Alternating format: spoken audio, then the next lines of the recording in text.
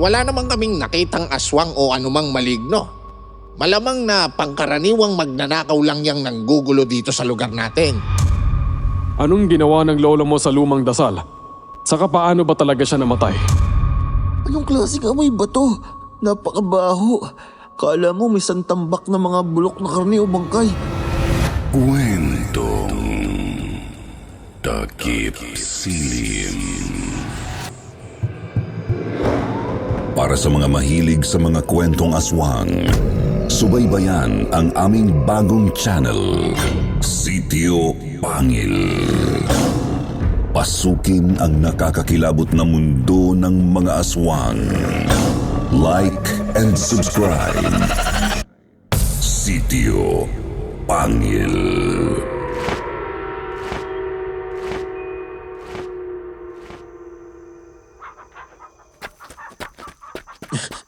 Lester! Lester! Problema mong tao ka. Para kang nakakita ng multo. Ano bang May nawala na namang manok panabong. ano? Nung nakaraang linggo lang nawalan tayo. Tapos heto na naman. Alin ang nawala? Isa sa mga ugis na malaki. Ay, tinamaan ka nga naman ng lintik. Masasabon na naman tayo ni Kuya Melo nito eh. Sino ba kasi ang magnanakaw ng mga manok at hayop dito sa bukid? Kaltas sahod na naman. Ano yun? May nawala na naman? Kuya, Kuya Melo, nakabalik na po pala kayo. Hello po, Sir Jupiter. Hello din po sa buong team ng Kwentong Takip Silim at pati na sa lahat ng listeners ninyo. Tawagin niyo na lang akong Ricky, Tubong Zamboanga del Sur. Taong 2003, 20 anyos ako nang alokin ako ng isang kapitbahay namin na magtrabaho sa isang poultry farm. Papalit daw ako sa kanya. Sa may Davao del Norte po iyon. Medyo malayo na sa Zamboanga. Kaya naman kinailangan doon din ako tumira. Hindi ko nga lang inasahang bangungot pala ang dadanasin ko roon dahil sa lihim ng isa kong katrabaho. Mabait naman na tao si Lester, Sir Jupiter. Yun nga lang sadyang binago lang ng isang lumang dasal ang kanyang pagkatao. Sisimulan ko po ang kwento ng sunod-sunod na mawala ang iilang mga hayop sa lugar na yon. Magtatatlong buwan na ako sa farm noon at tuwing kabilugan ng buwan, may nawawala talagang mga manok sa loob ng farm. O di naman kaya ay mga baboy o kambing ng mga taga-baryo sa labas ng manukan. At malakas ang hinala ng katiwala ng farm na si Kuya Melo na isang aswang ang salarin.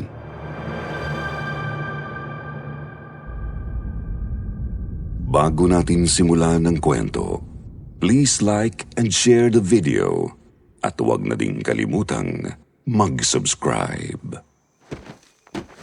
Ano ba kasit nalusutan na naman kayo?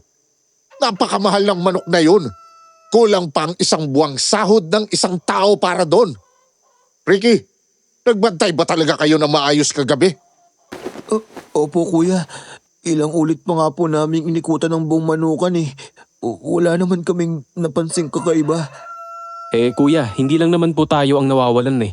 Marami ring nawawalan ng mga alagang hayop sa baryo. Saka maglilimang buwang problema na ito ng mga taga rito. Bakit kailangang tayong magbayad para sa ginagawa ng kung sino mang salarin? Bakit tayo ang magbabayad? Nag-iisip ka ba? Natural. Tayo ang mga tauhan dito. Responsibilidad natin ang anumang mangyari sa mga manok. Tanga! Sinubukan nyo bang hanapin? Opo kuya. Pero wala talaga eh. May nakita lang kaming ilang mga balahibong puti ng manok. Doon sa labas ng bakod sa bandang likod. Bukod doon, wala na po eh. Oo nga pala, Lester. Di ba mga albularyo ang angkan nyo? Opo, ba't niyo po natanong? Magpapatawas tayo kay Lolo Perding mo. Baka sakaling mahanap natin ang salarin sa pamamagitan nun. Tawas? Di ba gumagana yun sa mga kamalignuhan kuya? May hinala kasi akong aswang ang may gawa nito. Aswang? Paanong aswang? Marami ng mga hayop ang nawala dito sa baryo na to. Tapos, hindi pa rin matukoy-tukoy ang mga salarin. Nagagawa rin nilang malagpasan ng mga bakod at nababaklas ang kandado ng mga kulungan. Kaya may kutob ang iba rito na aswang ang may gawa. Pati na ako. Eh kuya, nakapagtawas na po kami ni Lolo Perding. Wala naman pong lumalabas na resulta. Wala kaming makitang aswang o anumang masamang elemento na nanggugulo rito. Gusto kong ulitin ang pagtatawas ninyo. Gusto kong makita mismo ng mga mata ko yung resulta. Ha? Pero kuya… Kung hindi ka papayag, maghihinala akong ikaw ang magnanakaw ng manok. Teka, grabe naman po yata yan. Papayag ka o hindi? Sige po kuya. Mamayang hapon, pagkatapos ng trabaho natin dito, diretso tayo kay lolo mo. Walang nagawa si Lester kundi ang pumayag sa gusto ng katiwala ng poultry farm, Sir Jupiter. Agad nga po kaming pumunta sa bahay nila ng kanyang Lolo Perding. Si Lolo Perding po sa pagkakaalam ko ay isang kilalang albularyo sa kanilang lugar. Yun nga lang ay may isang taon na rin daw nang tumigil ito sa panggagamot. Kung bakit, walang makapagsabi. Maski si Lester ay nagkikibit balikat lang din kapag tinatanong. Ba't sa bahay ninyo tayo papunta? Hindi na ba talaga ginagamit ni lolo mo yung kubo na pagamutan? Opo kuya. Mula nung tumigil si Lolo sa pag-aalbularyo, inabandona na rin yung kubong yun. Andito na tayo. May kasama ka? Sir Jupiter, hindi ko alam. Pero bigla akong kinabahan nang unang marinig ang boses ng lolo ni Lester. Nakita ko ring sandaling tumalim ang mga mata nito nang mapadako sa amin ni Kuya Melo. Ngunit agad din namang lumambot ang tingin nito at ngumiti. Ikaw si Melo, hindi ba? Yung katiwala dyan sa manukan. Opo, Ma'am Perding. Naparito po kami kasi may ipapakiusap lang sana ako. Pakiusap? Tungkol saan ba? Ganito ho kasi, Mang Perding. Nawalan na naman kami ng mamahaling manok eh. Naisip kong baka aswang yung kumuha. Gusto mong alamin ko kung sino yung kumukuhang aswang, tama ba? Opo, sana manong. Pero Melo, matagal na akong tumigil sa pag-aalbularyo. May 1 taong mahigit na rin. Isa pa ay nakapagtawas na kami nitong apo ko. Ayun nga, at wala namang kaming nakitang aswang o anumang maligno. Kaya malamang na pangkaraniwang magnanakaw lang yang nanggugulo dito sa lugar natin. Sigurado ho ba kayo dyan, manong? Siguradong sigurado. O siya, sagot ko na ang pakiusap mo. Pwede na kayong umalis. Mabagsik na tao si Kuya Melo, Sir Jupiter, kaya takang-taka ako na hindi sa gaanong nagsalita noong naroroon kami sa loob ng bahay ni Namang Perding. Agad nga po niya akong sinama palabas nang pinaalis na kami ng matanda. Kuya, Oh, napansin ninyo rin po, parang may kakaiba kay Mang Perding. parang mabigat ang hangin sa loob, ano? Yun nga po mismo. Nakakailang tuloy na manatili ron. Ganun po ba talaga ang albularyong yun, kuya? Hindi naman. Dati ay maayos naman siyang kausap. Magiliw sa mga tao at talagang naghahanap ng paraan para makatulong. Hindi yung ganong bigla na lang nagpapalis ng bisita. Ano kaya talagang nangyari sa kanya? Bakit siya biglang nagbago at tumigil sa pag-albularyo? Teka, May problema ba? naku, yung pitaka ko, kuya. Nawawala. Patay, nahulog yata. Butas pala tong shorts na suot ko. Mariosep naman, Ricky. Yan ang problema sa iyo eh. Masyado kang aanga-anga. O siya, balikan mo doon kina Lester. Mauna na ako sa bahay. Hindi niyo po ako sasamahan, kuya? Pagod na ako, Ricky. Ang dami ko nang iniisip. Huwag mo nang dagdagan. Mag-isa nga po akong bumalik sa bahay ni na Lester. Madilim na po noon. Mabuti na lang may buwan, kaya tanaw ko pa naman ang daan. Hindi ko nga lang maiwasang mangilabot kasi wala na halos ibang tao sa daan. Medyo magkakalayo ang mga bahay doon tapos may mga puno at damo sa gilid ng mabatong daan. Sanay naman po ako sa ganoon dahil laking probinsya naman ako, pero kasi hindi mawala sa isip ko ang hinala na may aswang. Pagkarating ko kina Lester ay kakatok na sana ako agad, Sir Jupiter, ngunit natingilan ako nang may marinig mula sa loob. Napaka-inutil mo talagang bata ka. Bakit ka nagdala ng tao rito sa bahay? Di ba't binilinan na kitang ayoko nang humarap sa kahit sino? Ano nangyayari? Bakit sinisinghalan ni Mang Perding ng ganyan si Lester? Lo, pasensya na po. Pinipilit ako ni Kuya Melo eh. Kung hindi daw ako papayag, ako raw ang paghihinalaan. Puro ka palusot, punyeta. Ba't ba ako nagkaroon ng apong walang silbi? Teka, may tao sa labas. Ano po? Nako, lagot.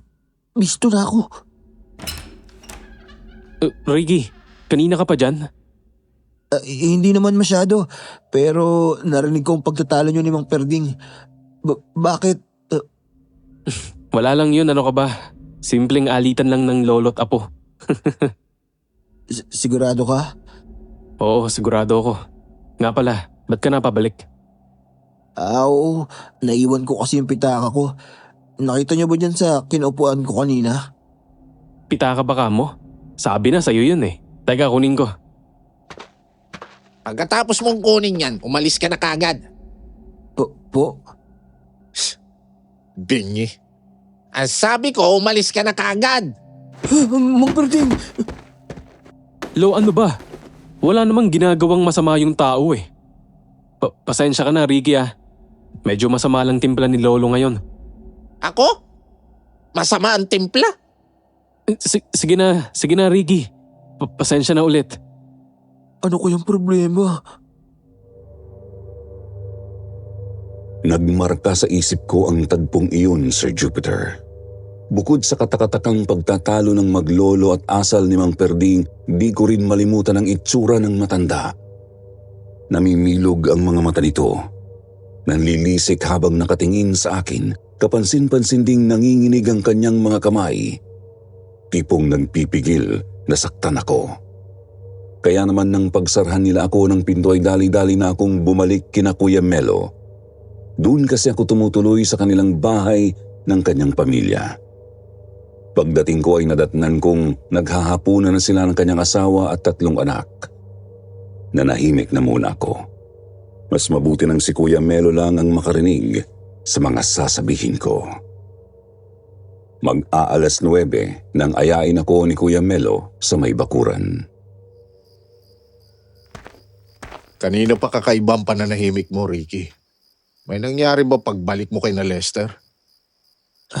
Opo, kuya. Nadatnan kong sinisinghalan ni Mang Perding si Lester. Bakit daw nagdadala ng tao sa kanilang bahay? Pagkatapos, nung hinarap ako ni Mang Perding, pinagtaasan din ako ng boses. Umalis daw ako agad. Nasabihan pa nga akong bingi. Alam mo, di naman talaga dating ganyan si Mang Perding eh. Mukhang nakaapekto talaga sa kanyang pagkawala ng anak at isang apo. Anak at isang apo? Nawala? Oo, nanay at bunsong kapatid ni Lester. Nasabi, kaya raw naglayas yung nanay. May nakilalang lalaki doon sa Jensan, tapos sinama ang bunsong anak. Ayaw din kasing manahin ng babae ang kapangyarihan ni Mang Perding. Naku, napakatindi pala ng dinanas ni Lester kung ganun. Gano'n na nga. Kung gano'n naman pala, bakit ang lupit niyo pa rin sa kanya kanina, kuya? Binulyawan niyo siya, tapos pinagbantaang paparatangan. Ang trabaho ay trabaho. Ginagampanan ko lang ang tungkulin ko bilang katiwala dyan sa manukan. Noong gabing iyon pa lang, Sir Jupiter, napagpasyahan ko nang kausapin si Lester sa susunod na araw. Bigla kasi akong nakaramdam ng matinding awa para sa katrabaho ko. Magkasing edad lang kami tapos ganun na ang kinaharap niya sa buhay. Isa pa pakiramdam ko ay may hindi pa nalalaman sina Kuya Melo at ang mga tao sa baryo. Pakiramdam ko, may inililihim pa ang maglolo. Yun nga lang ay hindi po pumasok si Lester kinabukasan. Buisit na Lester yan. Kuya, konting hinahon po. Alam niyo namang problemado yung tao, di ba? Oo nga. Pero sinabi ko rin sa'yo, ang trabaho ay trabaho. Alam mo ring ayoko yung mga lumiliban na lang ng basta-basta. Baka naman po may problema lang sa kanila, kuya. Hayaan niyo na po. Pupuntahan ko na lang mamayang gabi. Matapos ang nangyari kagabi, babalik ka pa ron? Ano po Ano? Pupuntahan ko pa rin po. Baka po kasi may nangyari na ron Hindi naman kasi karaniwan sa kanyang ganto. Sinabi mo yan ha? Panindigan mo yan. Nag-aalinlangan man ay minabuti ko pa rin talagang puntahan si Lester, Sir Jupiter. Yun nga lang ay 6:00 ng gabi na ako natapos sa mga gawain ko sa Manukan, kaya madilim na nang lumakad ako. Tinahak ko na naman ang malubak na daang may halamanan at mga puno sa magkabilang gilid. May buwan, ngunit nakakakilabot pagmasdan ang anino ng mga puno. Pinagtitibay ko na lang po talaga ang sarili ko noon, nagdarasal na sana walang aswang na magpakita. Subalit, iba po pala ang mangyayari sa mga susunod na oras. Malayo pa man kasi ako sa bahay ni na Lester ay nakita ko na siyang tumatakbo papasok sa kakahuyan.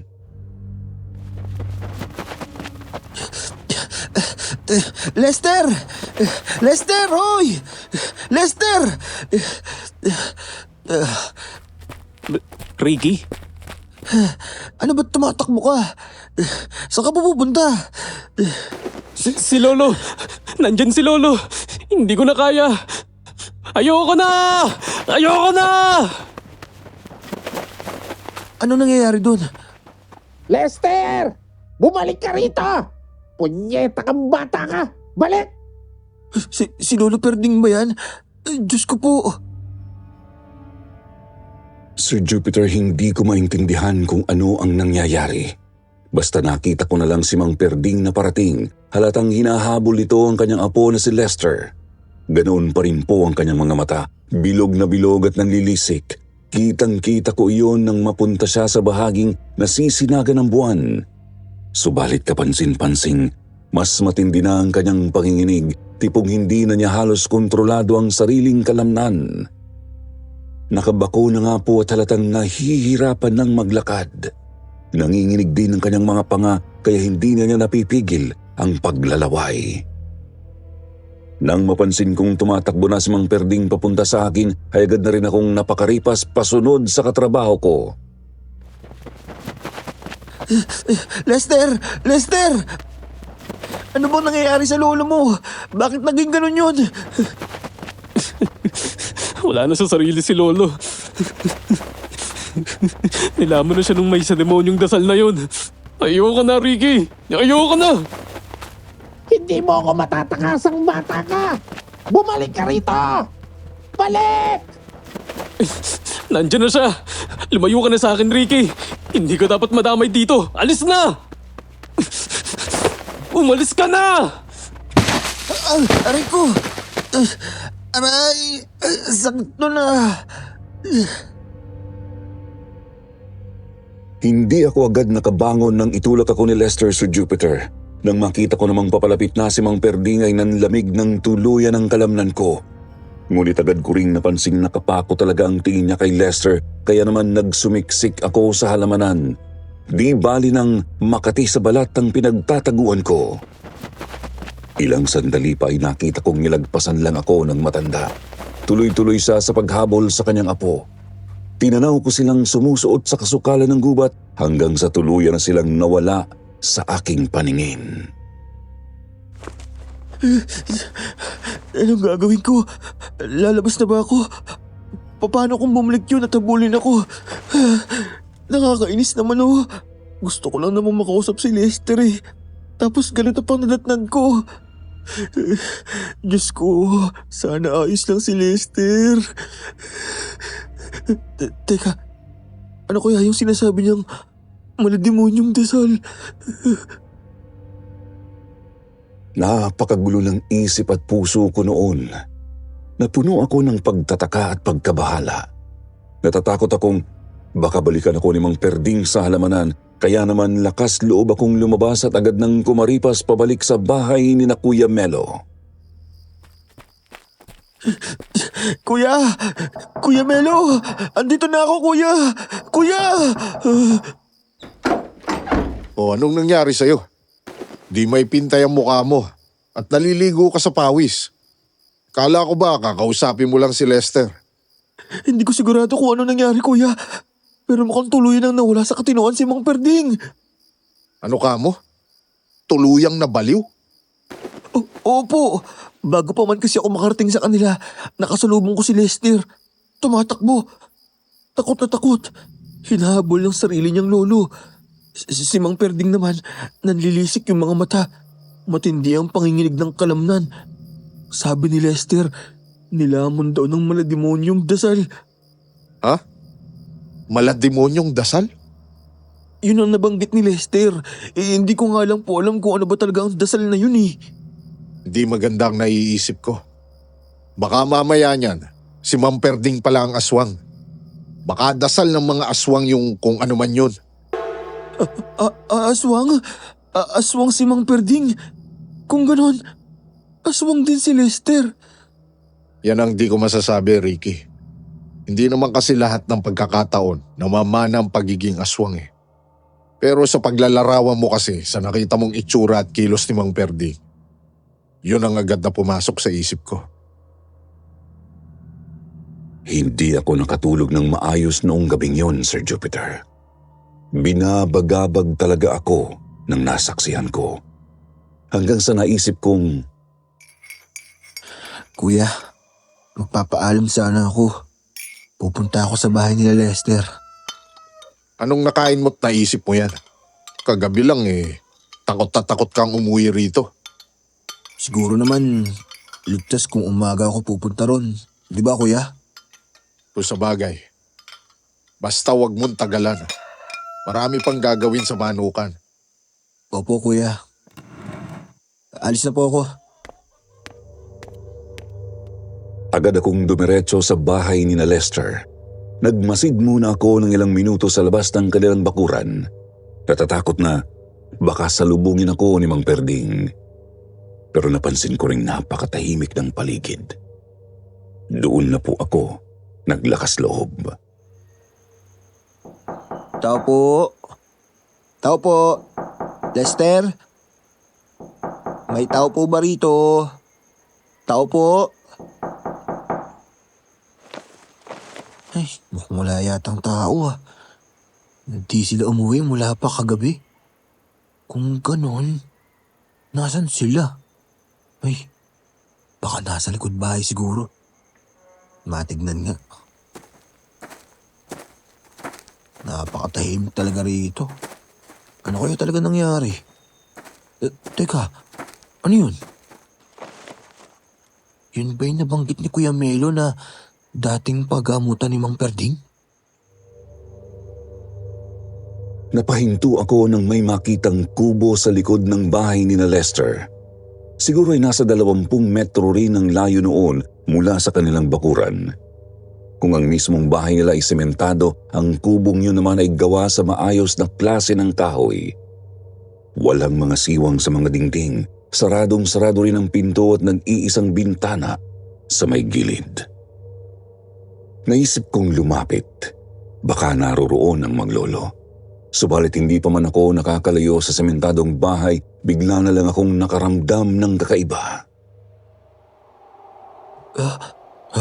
Ano nangyayari?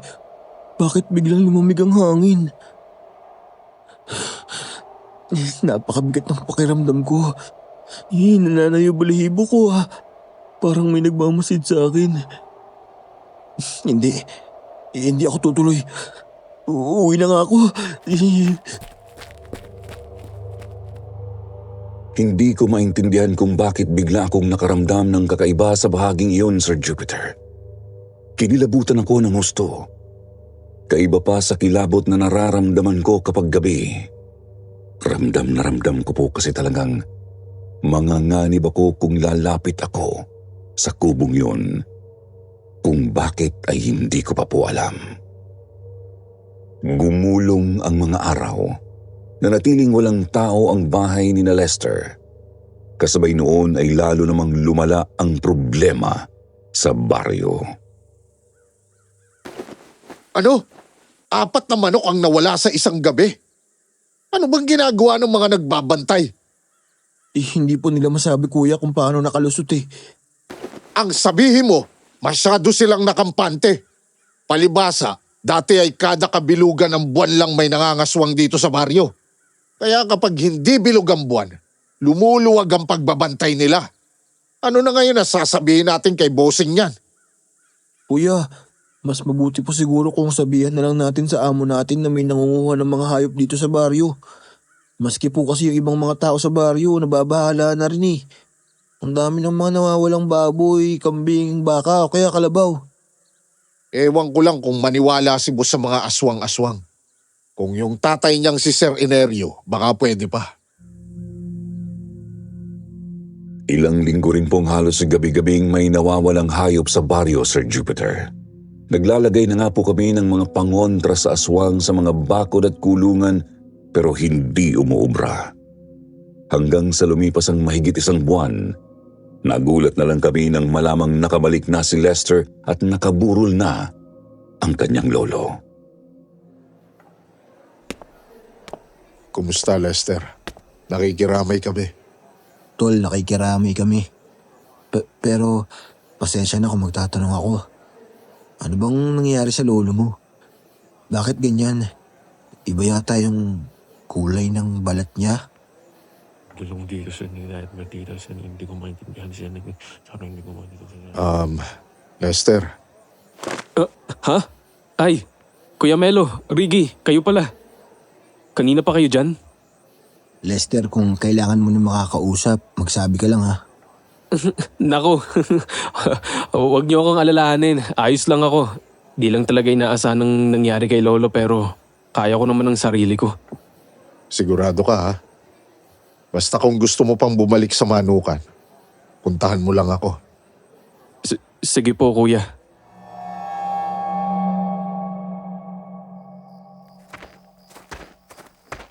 Kuya, ano kaya yung binubulong-bulong ni Lester kanina? Narinig niyo po ba? Narinig kong may binubulong nga siya sa hangin. Pero di ko naintindihan. Masyado siyang kakaiba kanina, kuya. Unawain na muna natin. Nagdadalamhati lang talaga siguro yung tao. Palagay niyo po, ba't gano'n ang itsura ng mga perding? Hindi po kasi karaniwang itsura ng patay sa kabaong. Mas madilim yung balat. Parang kulay kahoy. Hindi ko rin alam. Ngayon pa lang ako nakakita ng ganung bangkay sa buong buhay ko. Nakakailang namang magtanong kay Lester. Kasi nga wala sa sarili yung tao. Sa totoo lang po, Sir Jupiter, bahagya akong kinilabutan nang makita ang katawan ni Mang Perding sa loob ng kabaong. Dark brown po kasi ito. Kakulay ng katawan ng punong kahoy. Bahagya ring nakabuka ang bunganga nito at may nakikita akong kung anong papel na nakausli mula roon. Sa mga sumunod na araw, dumadalaw-dalaw pa rin kami ni na Kuya Melo at ng iba pang mga trabahador ng poultry farm. Minsan ay halata talagang wala sa sarili si Lester. Hindi makausap ng maayos. Tulala at bumubulong-bulong sa hangin pero minsan naman ay matino naman siyang kausap. Yun nga lang ay hindi sa sumasagot kapag tinatanong kung ano talaga ang nangyari sa kanyang lolo. Sumapit at natapos ang libing ni Mang Perding. Nagulat kami ni Kuya Melo nang biglang nagpakita si Lester sa manukan. O Lester, kumusta? Ba't nandito ka? Handa na po akong bumalik sa trabaho, kuya. Sigurado ka, Lester? Ayos na ba ang pakiramdam mo? Huwag kang mag-alala, Ricky. Ayos na ako. Isa pa, hindi naman pwedeng habang buhay lang akong nakalugmok, di ba? Kung sabagay. O siya, sige. Kunin mo na yung mga patuka sa bodega. Areglado, kuya. Maayos na ba talaga yung taong yun? Kinukutuban pa rin ako eh. Kahit ako naman ay kinukutuban din, Ricky. Kaya ang gagawin natin, matyagan natin si Lester buong araw. Kung maayos na nga talaga siya, di mabuti. Pinagbigyan nga po ni Kuya Melo si Lester, Sir Jupiter. Nagtrabaho siya ulit sa poultry farm. Noong mga oras ay maayos naman po ang kanyang kilos, kaya napanatag ako. Subalit pagsapit ng hapon ay nagsimula na naman siyang tumulala. Bumubulong-bulong din siya ulit sa hangin at sa pagkakataong yun ay naulinigan ko na ng bahagya ang kanyang sinasabi. Penge kasyan, penga kuso pagkasalin ko kang penge su ko pagtawag ko. Penge kasyan, penga kasu pagkasilangan ko, penga kuso pagtawag ko. Ang mga salitang yon ay Magindanawan, Sir Jupiter. Limitado po ang kaalaman ko sa wikang yon, pero sa naiintindihan ko, ang sinasabi ni Lester ay, "Dinggin mo ako. Dinggin mo ang aking sumamo. Dinggin mo ang aking pagtawag." Penge kasyan, Lester? penge kasu pagkasalin nga ko, penge kasu pagtawag ko. Lester, ayos ka lang? Huwag kang magulo! Lester, ano bang... Putek, sabi kong huwag kang magulo eh! Aray! Ano bang problema mo? Anong nangyayari rito? Lester, ba't mo bigla sinapak to si Ricky? Eh, ang gulo eh! Alam mo, Lester, palagay ko, wala ka pa sa wisyo eh. Magpahinga ka na lang muna siguro ng mga ilang araw pa. Tsaka ka bumalik sa trabaho. Alam mo, isa ka pa eh. Di ba sinabi ko nang kayang-kaya ko na magtrabaho? Di ka ba nakakaintindi? Lester, Ayoko na sa trabahong maraming asungot. Ayoko na rito. Lester! Lester! Hoy! Aish. Anong problema ng taong yun? Bigla na lang nag-aalboroto. Alam mong hindi ko rin alam ang paliwanag dyan, Ricky. Gulong-gulo kami ni Kuya Melo noong oras na iyon, Sir Jupiter. Hindi namin malaman kung bakit biglang nagkaganon si Lester. Ang hindi namin alam, simula pa lang pala iyon ng mga pagbabago ng katrabaho ko. Simula pa lang ng isang masalimuot na karanasan namin ni Kuya Melo. Lumipas ang mga oras. Ginabi ako sa pagtatrabaho sa manukan. Mag-aalas 7 na nang lumabas ako ng farm at lumakad papunta sa bahay ni na Kuya Melo. Anong nangyari nun? Ba't parang nagkakagulo ka na, Kuya Melo? Kuya! Kuya Melo! Ano nangyayari? Buti andito ka na, Ricky.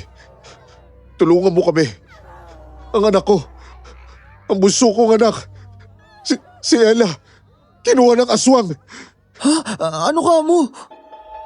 Hep, sandali lang. Bago natin ipagpatuloy ang kwento natin ngayong araw, salamat sa lahat ng supporters at umabot na po tayo ng 300k subscribers. Uy, meron po tayong bagong channel at sana ay masuportahan po ninyo. Hosted by yours truly, Jupiter Torres. Survivor True Stories. True to life survivor stories. I-click nyo lang sa description. Abangan ko po kayo doon ha. Hanggang sa susunod, paalam! Dali-dali akong pumasok sa bahay ni na Kuya Melo. Tinignan ko ang kwarto ng mga bata. Kita kong sira na ang bintana nito. May napansin pa akong bawang na nasa bandang gilid. Pagkatapos ay dumiretso na ako ng kusina para kumuha ng itak, tsaka muling lumabas upang tumulong sa paghahanap. Katulong namin ni Kuya Melo ang ibang trabahador ng farm at iilang mga taga-baryo. Naghiwa-hiwalay kami para mapabilis. Ako ay pumunta sa isang bahagi ng kakahuyan. Natagpuan ko ang sarili sa ilalim ng naglalakihang mga puno. Nakakakilabot tignan ng kanilang mga anino na naliliwanagan ng malamlam na buwan.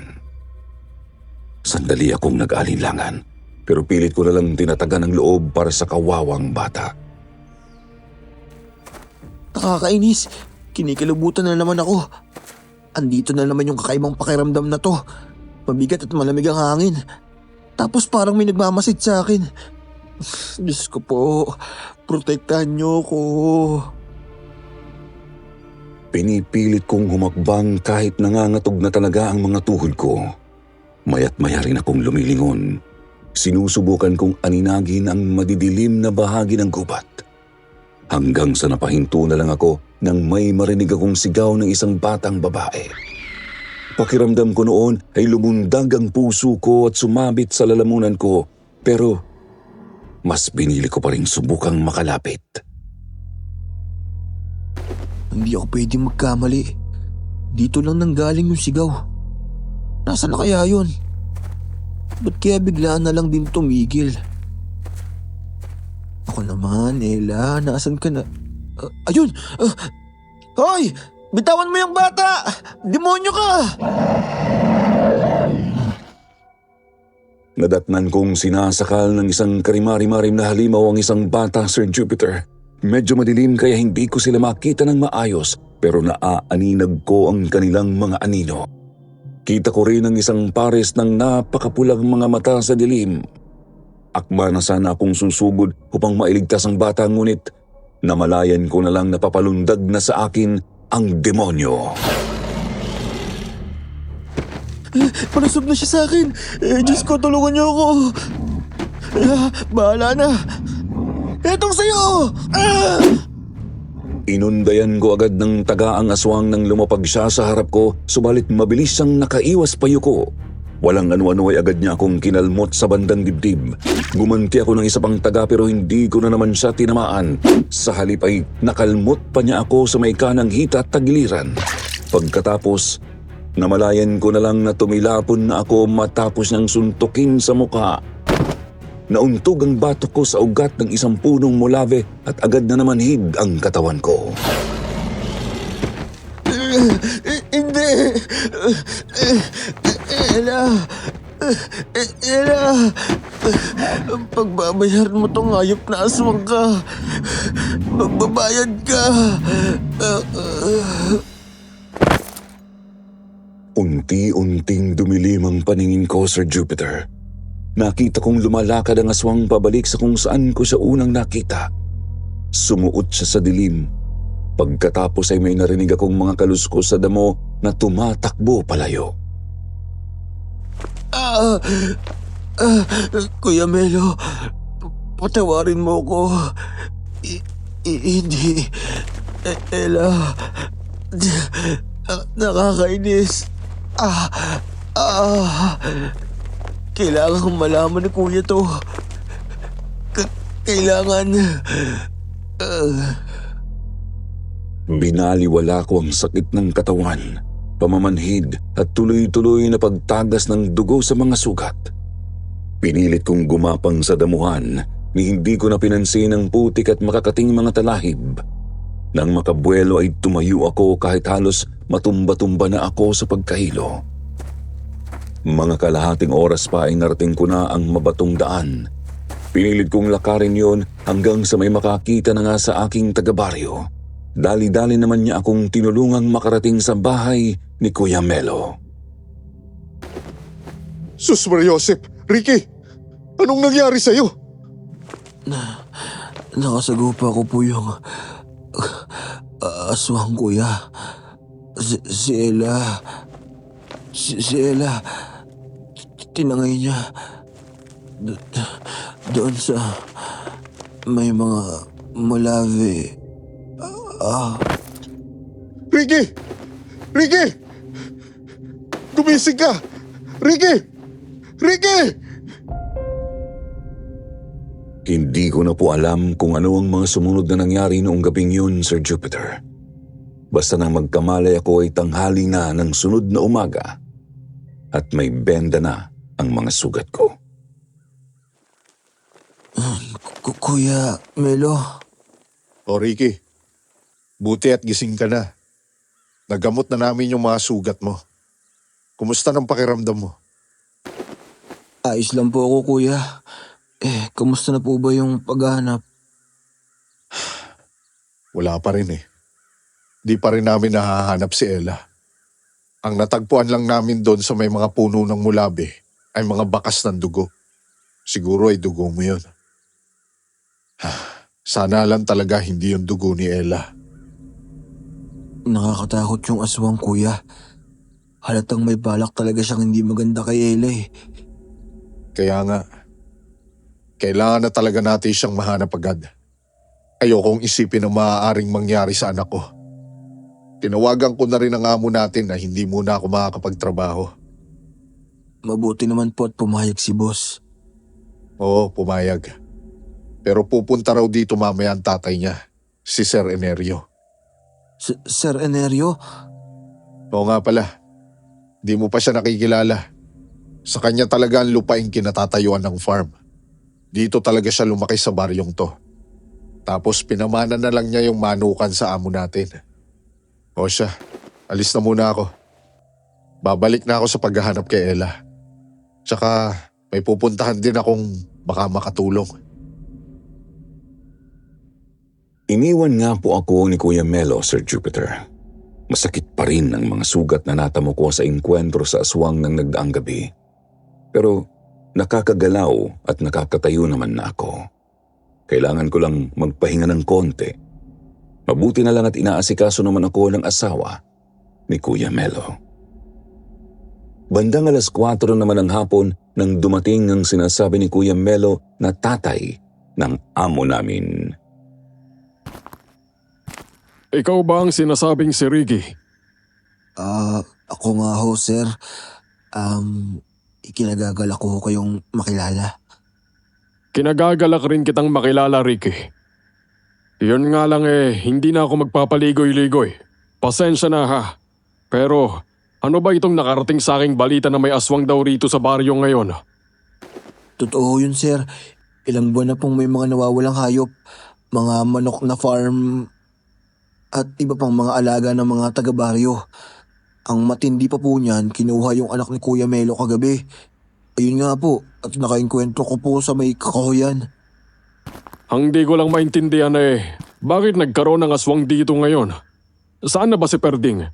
Ilang taon na rin kaming hindi nagkakausap ng kababata kong yun. Pero sigurado namang may alam siya kung paano kontrahin ang gumagalang aswang. Pinagmamalaki niyang albularyo siya Siguro naman, kaya na niya yun.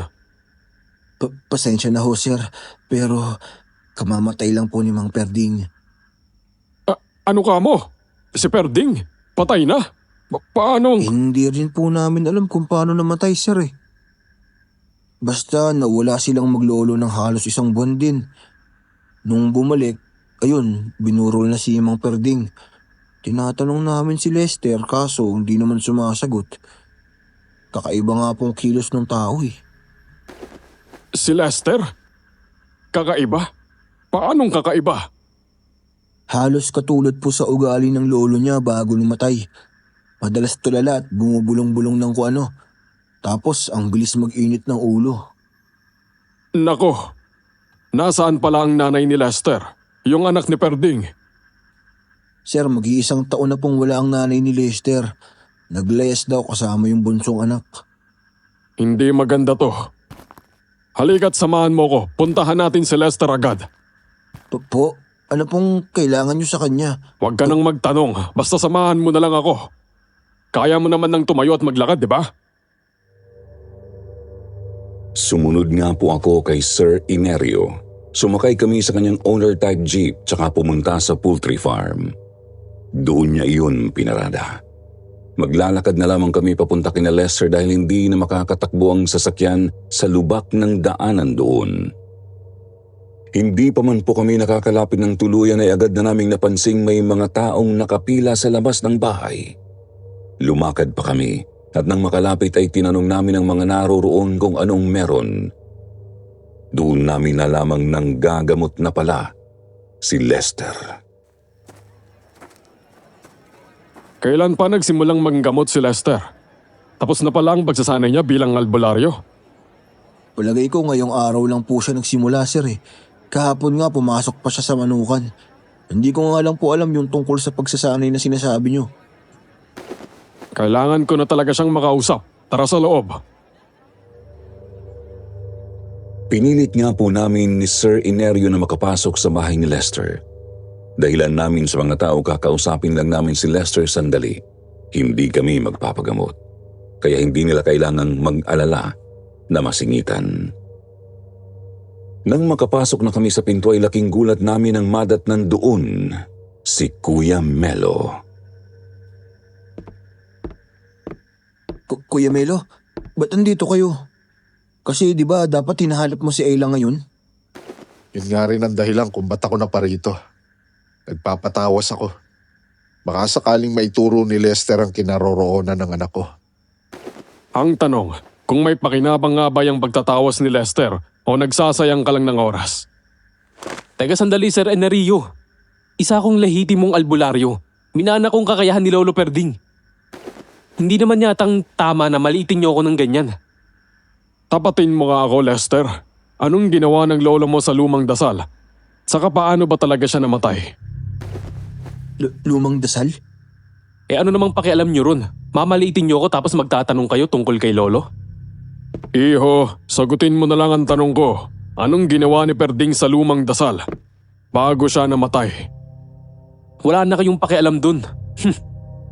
May sa demonyo ang dasal na yon? Hindi na yon dapat tinago ng lolo mo. Kutob ko nga may kinalaman yun sa pagkawala ng nanay at kapatid mo eh. Sinabi ko naman, di ba? Wala na kayong pakialam dun. Ang mabuti pa umalis na kayo. Iho, nakikiusap ako sa'yo. Sabihin mo sa akin kung labas na. Lester, Sir Jupiter, bigla na lang akong tinamaan ng matinding kilabot noong mismong sandaling yun. Nakatitig lang ako kay Lester. Nakita kong namilog at nanlisik ang kanyang mga mata. Nanginginig na rin ang kanyang mga kamay at panga at sandali ko ring napansing parang dumilim ang kanyang balat. Naging kakulay iyon ng katawan ng isang punong kahoy, subalit nanumbalik din naman sa pangkaraniwan ng mapakurap ako. Noon din mismo ay naalala ko ang mga napansin kay Mang Perding ng gabing hinabol nito si Lester, pati na ang kulay ng balat nito sa kabaong. Wala kaming nagawa ni Sir Inerio kundi ang lumabas na lang. Kasama po namin noon si Kuya Melo. Lumakad kami papunta sa manukan at doon kami nag-usap sa may opisina. Kung tama ang hinala ko, nagsasayang ka lang ng oras doon, Melo. Ano ho ba kasing ibig niyo sabihin? Ipaliwanag niyo na at nang makapagpatuloy na ako sa paghahanap sa anak ko. Mahirap magsalita kasi wala pa akong ebidensya. Pero may hinala akong si Lester. Mismo ang hinahanap ninyong aswang. seryoso ho ba kayo dyan, sir? Paano naman magiging aswang si Lester? Eh galing nga siya sa angkan ng mga albularyo. Totoong galing sila sa angkan ng mga albularyo. Pero itong si Perding ay hayok sa kapangyarihan. Mga bata pa lang kami ay hinahanap na yang isang sinaunang dasal. Nagmula pa sa kanununuan natin. Nahanap po ba ni Mang Perding ang dasal na yon, sir? May nahanap siya doon sa bayan ng isang aswang na kanyang napatay. Pero ang babala ng kanyang tatay, delikado ang nahanap niya. Isa raw yung dasal upang tawagin ang isang sinaunang demonyo. Sasapi ang masamang espiritu sa katawan ng tumawag. Pagkatapos ay unti-unti itong magiging halimaw. Ano pong ginawa ni Mang Perding sa dasal? Sa pagkakaalam ko, tinago yun ng kanyang ama. Pero hindi ko alam kung napasa kamay ba ulit yun ni Pedring o hindi. Pero kung sakali mang ganun nga, malamang hawak na yun ni Lester ngayon. Eh sir, anong gagawin natin? Kung si Lester nga ang aswang, di pwedeng nasa kanyang anak ko. Bandang 9:00 pasado ng gabi, lumakad kami ni Kuya Melo pabalik sa bahay ni Lester. Hindi namin kasama si Sir Inerio. Pagdating namin ay wala ng mga nakapilang tao sa labas. Siguro ay nagsiuwian na ang mga ito dahil nga gabi na. Oh, ano at naparito kayo ulit? Teka, sandali. Lester, hindi kami naparito para magsimula ng gulo. Gusto lang namin makipag-usap, Lester. Makipag-usap? Para saan pa? Ano? Hihingi lang sana kami ng tawad. Pagpasensyahan mo na yung mga sinabi ni Sir Enerio kanina. Alam mo na, matanda na yon. Baka nag-uulyanin na siguro. Oo nga, Lester. Wala naman kaming alam sa mga sinasabi niya eh. Kahit nga ako ay nagulat nang may banggitin siyang dasal pagdating namin dito. Wala ba siyang nabanggit na kung anong kalokohan sa inyo? Yun nga eh. Pero, ang sabi niya, baka raw aswang ka. Baka raw naging aswang din ang lolo mo, tapos ipinasa sa'yo. Nainis ako. Kasi malabo namang maging totoo yun. Albularyo ka nga, di ba? Kaya nga, gusto kong humingi ng tulong sa'yo eh. Gusto mo pa rin tulungan kitang mahanap si Ella? Wala na akong ibang maisip na paraan, Lester. Desperado na ako. Sige, tara sa loob. Lester, ako mauuna na. Kailangan ko na kasi magpahinga. Medyo kumikirot pa rin kasi ang mga sugat ko. Sigurado ka bang pagaling na yan? Oo. Naasikaso naman ako ng asawa ni Kuya Melo. Konting pahinga lang to. Paika-ika akong lumakad palayo ng bahay ni na Lester. Lumingon ako. Nakita kong nakapasok na sa loob si Kuya Melo pero nakatanaw pa rin sa akin si Lester. Nagpatuloy ako sa paglalakad. Kinabahan na naman ako nang makita ang madilim na daang naliliwanagan lang ng buwan at ng bitbit kong maliit na flashlight. Lumingon ako ulit. Naruroon pa rin si Lester. Lumakad ako ng ilang minuto pa. Nang makalayo na ako ay lumingon ako ulit. Wala na roon si Lester at sarado na ang pinto ng kanilang bahay. Doon na ako kumilos. Lumiko ako at sumuong sa makahoy na gilid ng daan. Kailangan kong makarating sa kubong dating pagamutan ni Mang Perding. Kailangan kong masunod ang plano.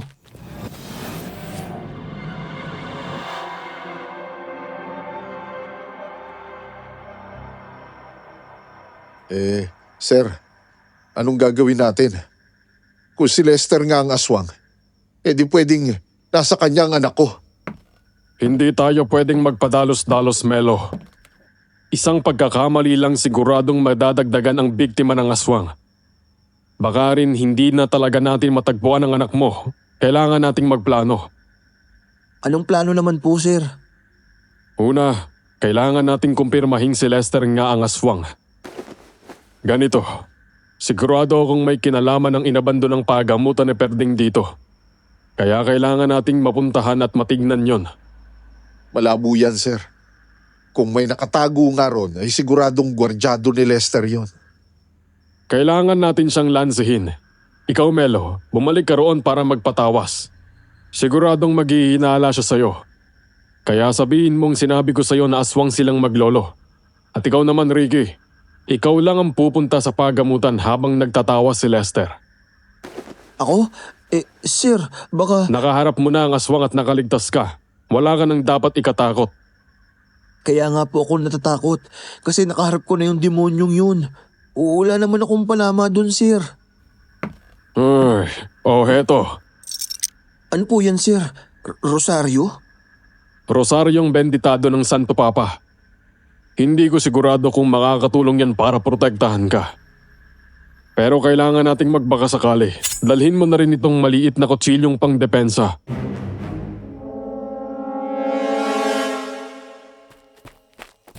Bihira naman to si Sir Enerio.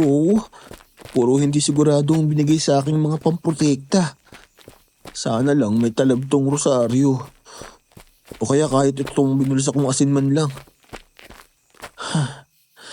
Ayun na, malapit na ako. Kainis naman, ang sakit pa rin ang katawan ko. Diyos ko naman, paano ba ako napasok sa gulong to? Gusto ko lang naman magtrabaho rito eh. Kabado akong lumapit sa paggamutang kubo, Sir Jupiter. Inilawan ko iyon ng flashlight. Wala talaga akong maaninag sa loob dahil saradong-sarado talaga ito. Makapal ng mga kahoy na tablang ginamit sa dingding. Saradong-sarado rin pati ang tabla ng bintana. Lumapit pa ako. Inilapat ko ang isang palad sa may gilid ng bintana. Agad ay napaigtad ako nang biglang dumaloy sa kamay ko ang isang kakaibang pakiramdam. Animo ay nakuryente ako. Napakabilis noon ngunit napakalamig din. Dumaloy iyon mula sa palad ko diretso sa dibdib at kalooban ko. Agad ay nanginig ang kalamnan ko at pinagpawisan ako ng butil-butil. Anong pakiramdam yun? Hindi na talaga magandang pakiramdam ko sa lugar na to. Diyos ko, gabayan at protektahan niyo po ako. Kinuha ko ang rosaryo sa bulsa ko at ikinintas iyon. Hindi ako sigurado kung gagana ba pero bahala na. Kinuha ko rin ang maliit na kutsilyo. Isinuot ko yun sa gilid ng tabla ng bintana at pakay kong putulin ang mga tali sa loob. Tumindi pa ang pagkabog ng dibdib ko. Halos hindi na ako makahinga sa kaba at kilabot. Ilang sandali pa ay naputol ko na ang mga tali sa loob ng bintana. Binuksan ko iyon at agad na sumampal sa akin ang napakabahong amoy mula sa loob. Buisit, anong klaseng amoy ba to? Napakabaho. Kala mo may santambak na mga bulok na karne o bangkay. Ano ba kasing meron dyan sa loob? Kinakabahan tuloy ako lalo. Pero kailangan kong magawa ang pakay ko rito. Kailangan kong masilip ang kubo. Nagpalinga-linga ako. Walang tao sa paligid. Huminga ako ng malalim. Binalik ang maliit na kutsilyo sa bulsa at saka sumilip sa bintana. Una kong ipinasok ang flashlight ko. Pagdungaw ko pa loob ay agad bumungad sa akin ang laksa-laksang mga patay na hayop. Ngunit wala akong maaninag na dugo. May nakita rin akong dalawang bungo ng tao sa isang sulok, nakapatong sa tumpok ng iba pang mga buto. Sa isang gilid naman ay may nakita akong katawan, ngunit di ko na iyon natignan ng maayos dahil bigla na lang may humablot sa liig ko. Nabitiwan ko ang flashlight. Namatay iyon. Pilit pa akong hinila ng kung sino papasok ng bintana. Pilit naman akong nagpumiglas. Bitawan mo ako! Sino ka ba? Anong kailangan mo sa akin? Tulong! Tulong! Saklolo! Tulong!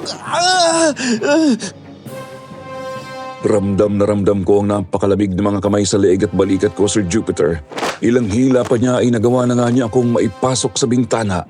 Pilit pa rin akong nagpumiglas. Kinawag-kawag ko ang mga kamay, ngunit katakatakang wala akong mahawakang katawan. Hanggang sa nagulat na lang ako nang bigla niyang hilain ang benditadong rosaryo. Naputol iyon at agad na nagsitalsika ng mga butil. Pagkatapos ay naramdaman ko na lang na sinasakal na ako ng dalawang malalamig na palad. Napakurap ako. Pagdilat ko ay nakatitigan ko na ang dalawang mapupulang mga mata. Hindi ko maaninag ang kanyang mismong itsura dahil sa dilim, ngunit kita ko ang madilim na figurang nakadagan sa akin. Bitawan mo ako! Tulungan niyo ako! Hindi! Ricky! Ricky! Nandiyan ka ba sa loob? Ricky! Ricky! Siguradong nasa loob si Ricky, kuya. Wasakin na natin ang pinto. Ano ba kasing nakainyot na isipan yung pumunta rito sa kubo ni Lolo? Ricky! Huwag kang mag-alala! Andyan na kami!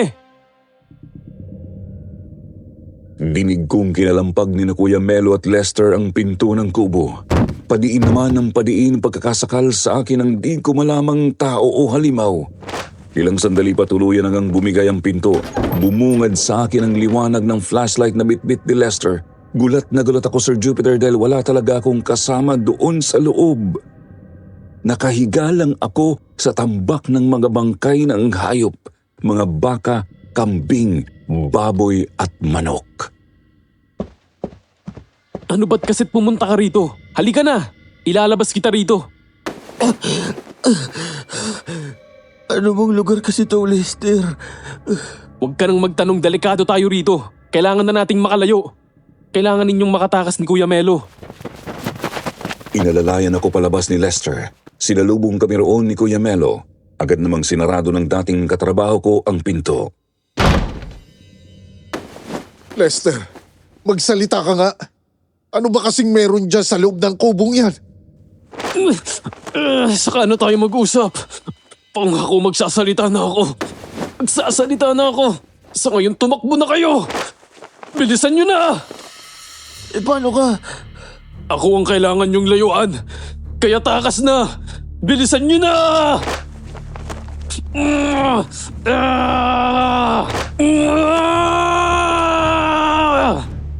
Ricky, halika na. Opo, kuya. Tinalikuran namin ni Kuya Melo si Lester. Agad kaming kumaripas ng takbo. Pinilit kong iakbang ang mga binti kahit masakit pa rin talaga ang sugat ko sa hita. Huli kong nakita si Lester noon na napasalampak sa lupa at dumadaing. Animoy may pinipigil sa kanyang sarili. Mukhang tama nga po ang hinala ni Sir Enerio. Si Lester nga ang aswang. Kailangan nating makahingi na sa Klolo. Hindi natin siya kakayanin kung tayo lang. Magtawag tayo ng mga kabaryo natin. Hindi kayo makakatakas. Mamamatay kayo. Iaalay ko kayo sa aking Panginoon. Kuya Melo, hindi! Tumakas ka na, Ricky! Balitaan mo sila! Halos gumalas ang kaluluwa ko sa takot nang makita si Lester. Nakabaon ang kuko ng kanyang kanang kamay sa isang balikat ni Kuya Melo. Sa sandaling iyon ay napakapula na rin ang kanyang mga mata. Kahawig ng mga mata nang sumakal sa akin. Ang kanyang balat naman ay naging kulay kahoy. Sigurado na kung hindi na iyon guni-guni dahil hindi na ito bumalik sa dati. Gusto kong tulungan si Kuya Melo. Ayoko siyang iwan. Pero alam ko sa sarili kong kailangan kong makahingi ng saklolo. Kaya naman tumalikod ako at nagpatuloy sa pagtakbo subalit gaya ng ikinakatakot ko, naabutan pa rin ako ng halimaw. Sinabi ko naman, di ba? Hindi nyo ko matatakasan, mga hangal! Lester, maawa ka sa akin. Huwag mo ko sasaktan. Huwag. Gagawin kitang alay. Gagawin kitang tagasunod ko! Anong... Wala akong nagawa ng malakas akong sinuntok sa batok ng aswang. Agad pong nagdilim ang paningin ko at tuluyan akong nawalan ng ulirat. Penge kasyan. Penge kasu pagkasalingga ko. Penge kasu pagtawag ko, penge kasyan. Penge kasu pagkasalingga ko, penge kasu pagtawag kenawa ako. Kenawa su ketani ko, kenawa su kadtadyo ko. Hindi ko alam kung gaano ako katagal na walang malay. Nang magkamalay ako ay una kong narinig ang boses ng aswang, Sir Jupiter. Napakasakit pa rin talaga ng buong katawan ko. Nanginginig din ako dahil sa matinding kilabot at napakalamig na paligid. Nang dumilat ako ay sumagad ang takot sa buto ko. Nakita kong nakatayo si Lester sa harap ko, nasa anyo niyang aswang. Ako na may nakatali sa isang napakalaking puno. Naroon kami sa madilim na kakahuyang nasa may likod ng kubo. May nakasindiring kandila sa paanan lang ng puno kung saan ako nakagapos. Lester, anong gagawin mo sa akin? Bakit ako nakatali? Mabuti naman at nagising ka na. Eto, basahin mo. Ano yan? Hindi ko maintindihan. Sa tulong ng alab ng kandila ay nakikita ko ang iniharap na papel ni Lester. Subalit hindi ko maintindihan ang mga nakasulat doon, Sir Jupiter. Sa pagkakaalam ko, baybayin ang mga letrang nakasulat doon. Hindi naman ako marunong bumasa noon. Pagmasdan mo ng maigi. Basahin mo. Basahin mo, Ricky. Hindi ko talaga mabasa eh. Les... paanong... Kita mo na? Hindi ko alam kung ano ang nangyari, Sir Jupiter. Basta kakatitig ko sa papel ay unti-unti ko nang naunawaan ang mga nakasulat doon. Palagay ko ay ang papel mismo ang nagbibigay ng karunungan upang mabasa ko ang nakasulat. Isa po iyong dasal na nagsusumamo sa isang demonyo upang angkinin niya ang katawan at kaluluwa ko. Kaiba pa ito sa dasal na binubulong-bulong ni Lester dati pa lang, sapagkat may kasama itong mga salitang hindi dapat binabanggit ni numan. Mga salitang nawala na sa bokabularyo ng mga tao sa pagdaan ng ilang libong taon. Hindi ko babasahin yan. Ayoko.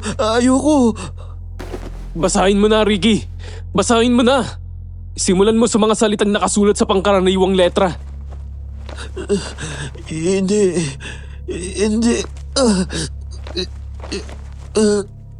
Pengeka. Siyaan. Engeka. So. Pagkasilingan ko. Pengeka. So. Pagtawag ko.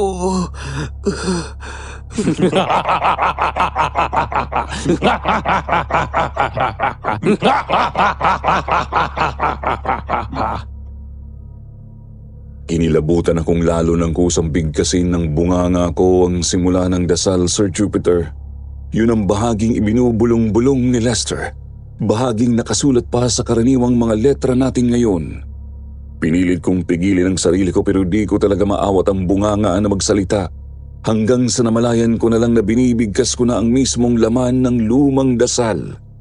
Nang matapos ay agad na isinubo sa akin ni Lester ang mismong papel. Hayop kang demonyo ka. Hindi ako susunod sa'yo. Isa lang ang Panginoon ko. At hindi ikaw yun. Wala ka nang magagawa, Ricky. Akin ka na. Akin na ang kaluluwa mo. Buwiset! Ano nangyayari? Lester? Hindi! Ah! Ricky, Lester, ikaw na ba ulit yan? kailangan mong makatakas. Iluwa mo yung papel. Bilisan mo! Sinunod ko nga po ang sinabi ni Lester, Sir Jupiter. Iniluwa ko ang papel na may hawak na dasal. Agad naman iyong isinubo ni Lester sa apoy ng kandila. Kinalagan din po niya ako at inalalayang makatayo. Sa sandaling iyon, sigurado akong siya na ulit ang katrabaho ko sa Manukan. Sigurado akong siya na ulit ang nakilala kong si Lester. Ricky, bilisan mo. Kailangan mong makalayo. Hindi magtatagal ay mababawi na ulit ng sino mang buso ang katawan ko. Kailangan mong makatakas. Ayokong mamatay ka. Paano ka? Hindi makakaya ng konsensya ko kung mapapahamak ka lang ng dahil sa pagtulong mo sa akin. Hindi mo ako kailangan kaawaan, Ricky. Masama akong tao. Nagpaalipin ako kay Lolo Perding. Hindi ko siya pinigilan. Nagpadaig ako sa takot. Inayaan kong patayin niya sila nanay at ang kapatid ko. Ano ka mo? Kaya sige na, tumakas ka na. Tumakas ka na at humingi ka ng tulong sa baryo. Patayin niyo ako. Kawayan at asin ang kahinaan ng buso. At kapag napatay niyo na ako, sunugin niyo ang katawan ko. Itapon niyo sa dagat ang mga abo. Pero Lester... Sige na! Eto na ulit siya, Ricky. Bilisan mo na! Nang makita kong unti-unti na namang nagbabago ang kulay ng balat ni Lester ay napilitan akong kumaripas palayo. Opo, masakit pa rin ang kalamnan ko pero hindi ako nagpapigil sa kirot. Pinilit kong malusutan ang kakahuyan. Nang muling umatungal ang halimaw ay lalo kong binilisan ng pagtakbo. Ilang minuto pa ay natanaw ko na ang pagamutang kubo ni Mang Perding. May nakita rin akong ilang mga liwanag na mula sa mga suluban daroon. Tumakbo pa ako at nakita ko na nga sina Kuya Melo, Sir Inerio at iba pang mga taga-baryo. Kita kong walang damit pang itaas si Kuya Melo bagamat nakabenda ang isa niyang balikat. Kuya! Kuya Melo! Ricky, buti nakatakas ka. Natauhan ulit si Lester. Pinatakas niya ako. Sabi niya, patayin natin siya. Kawayan. Kawayan daw at asin. Tapos, sunugin natin ang bangkay niya at itapon sa dagat. Si Ricky mismo ang nagsabi sa'yo niyan. Opo, sir. Bilisan nating maganda. Andyan na siya. Papasugod na siya. Nagtipon-tipon kaming mga taga-baryo, Sir Jupiter. Sa kamalas-malasa na iisa lang sa amin ang may dalang kawayan. Ang karamihan kasi ay mga itak ang bitbit, bagamat halos lahat naman ay may baong mga supot ng asin. Sa atas ni Sir Inerio ay nilagyan namin ng konting asin ang aming mga bumbunan bilang proteksyon. Nagpahid din kami sa may leeg at palapulsuhan. Maganda kayo mga kasama! Ramdam ko na ang halimaw! Igaganti ko ang anak ko. Umanda ka sa akin, demonyo ka. Papatayin kita!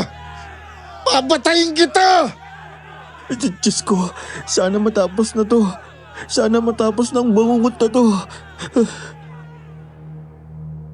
Ilang sandali pa ay bumigat na ang pakiramdam naming lahat, Sir Jupiter. Lumamig ng gusto ang hangin.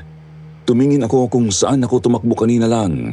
At doon ay naaninag ko nga ang dalawang pares ng napakapulang mga mata. Anong gagawin ko? Lester, magpapahuli ka na ba talaga? Sasabihin ko na ba ka na Sir Enerio na nandyan ka na? Huli kang halimaw ka! Andun siya. Mga kasama, sugurin na natin yan! Sugod! Naaawa ako kay Lester kaya nagdadalawang isip pa po ako noon, Sir Jupiter. Kaso nakita na rin sa agad ni Kuya Melo. Sunod ko na lang na malayang sumusugod na palapit sa halimaw ang mga tao. Naiwan lang akong nakatayo. Katabi ko si Sir Inerio. Hindi ko magawang lumaban bukod sa hindi pa kaya ng katawan ko, hindi ko rin talaga kayang saktan ng taong tinuring kong kaibigan. Hindi ko akalaing aabot sa ganito, Lester. Bakit kasi hindi ka nagsabi agad? Baka nagawan pa natin ang paraan. Baka napigilan pa nating maipasa sa iyo ni Mang Perdigang sumpang yan. Wala na tayong magagawa, Ricky. Kung hindi natin siya mapapatay ngayon, siguradong marami pang mapapahamak dahil sa kanya. Kitang-kita ko ang nangyaring labanan na natatanglawan ng buwan, Sir Jupiter. Sabay-sabay na lumusob ang mga kasama ni Kuya Melo. Nagtangka pang tumakas ang aswang ngunit agad din itong nasabuyan ng asin kaya naman napasubsob ito sa lupa. Gayun pa man ay agad itong nakabangon. Kita kong napakabilis ng halimaw na iyon, Sir Jupiter. Marami agad nakalmot na mga taga-baryo. Ang iba pa nga ay malalim talaga ang sugat na natamo. Napatihaya ang isa sa mga kalalakihan. Agad itong kinumbabawa ng aswang at pinagkakalmot sa may dibdib. Lumapit ang iba pang mga taga-baryo para tagain ang halimaw, ngunit mabilis itong nakalundag. Mabuti na lang at maagap si Kuya Melo. Kasabay ng paglundag ng halimaw ay nasabuyan niya ito ng asin. Umatungal ito ng malakas dahil malamang sa sakit. Hindi nito nakontrol ang sarili at lumagapak sa lupa. Noon din ay nakita kong kinuha ni Kuya Melo ang pinatulis na kawayang dala ng isa pa naming kasama. Igaganti ko ang anak ko! Papatayin kitang hayop ka! Mga pangahas kayo! Mga hangal! Mapapatayin niyo ang mahihinang katawan ng batang ito, pero hindi niyo ako tuluyang magagapi. Pinagsasaksak ni Kuya Melo ng pinatulis na kawayan ng aswang. Gumanti ito at nakalmot din ang katiwala ng manukan. Subalit, hindi nagpaawat si Kuya Melo. Pinagpatuloy niya ang pagsaksak hanggang sa makita na niyang hindi na gumagalaw ang pangkaraniwang katawan ni Lester. Sa wakas, natapos ka rin. Patay ka ng aswang ka. Ah! Kuya Melo! Kuya! Inalalayan ng iba sa amin ang mga malubhang na sugatan. Ipinatawag din namin ang mga kababaihan ng baryo upang makatulong sa panggagamot. Inasikaso rin ng iba sa amin ang bangkay ni Lester. Susunugin na po ba natin ang katawan ni Lester, Sir Enerio? Iyon ang mainam na gawin. Siya na mismo ang nagsabi, di ba? Sayang nga lang at hindi nasabi ni Lester kung nasan si Ella. Natagpuan na namin ang anak ni Melo.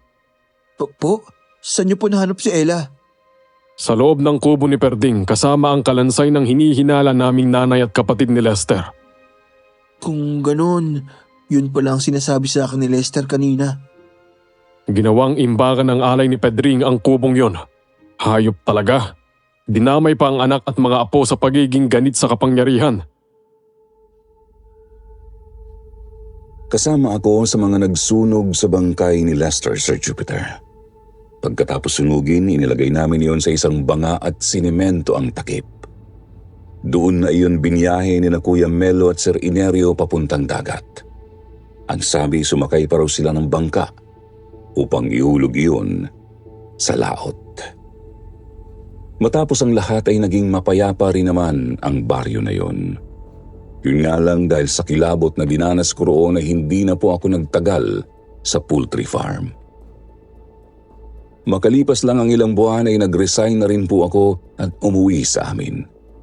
Bagay na naintindihan naman ng mga amo ko. Yun nga lang ay marami pa ring bumabagabag sa isip ko tungkol sa karanasang iyon. Una po, ano ba talaga ang nabanggit ni Lester na sinaunang buso? Sa napag-alaman ko, yun daw ang mga aswang ng Mindanao. Pero paanong may napasang espiritu ng isang sinaunang buso? Dahil lang sa isang dasal? Paano kung may ibang tao pang makabasa ng dasal na yun? Sana ay hindi na mangyari ang kinakatakot kong iyon, Sir Jupiter. Sana po ay panatilihin nating maayos at matuwid ang ating mga sarili. Mag-iingat po tayong lahat. Kumusta mga kaibigan? Ang tao kapag namatay na ay dapat nang magkaroon ng katahimikan sa kabilang buhay. Ngunit papaano matatahimik ang isang kaluluwang namatay sa karumal-dumal na paraan? Malalaman natin sa padalang nakakakilabot na kwento ng isang nagpapatawag na lamang sa pangalang Cynthia.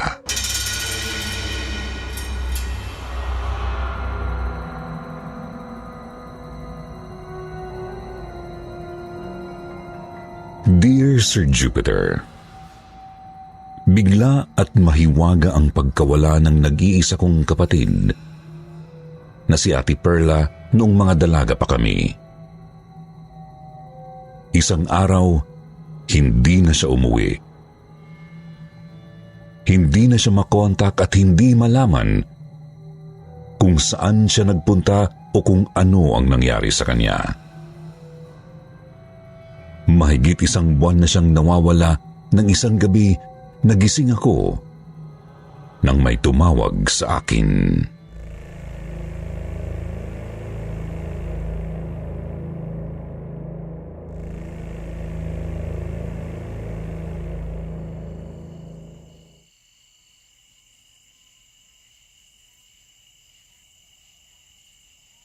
Cynthia. Cynthia.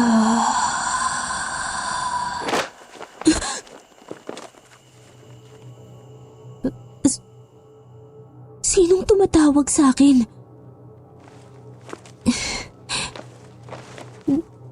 Nag-iisa naman ako rito sa kwarto ko. Cynthia. Ate Perla?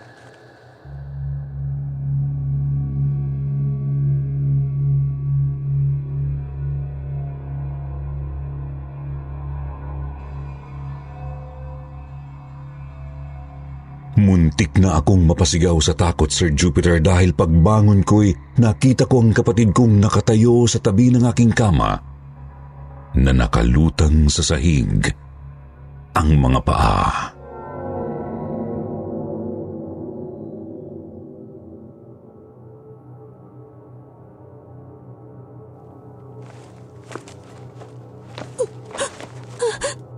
Ate Perla! Tulungan mo ako. Cynthia.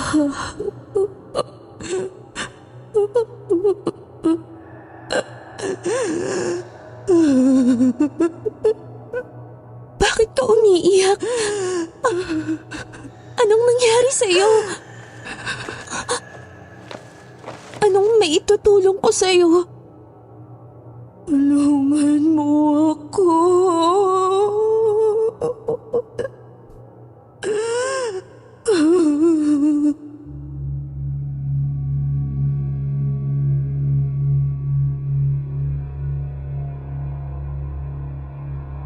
Habang umiiyak, unti-unting naglaho ang kapatid ko, Sir Jupiter. Kinabukasan, nagbalik ako sa resort na nabalitaan kong huling pinuntahan ng ate ko. At kinausap ko uli roon ang may-ari.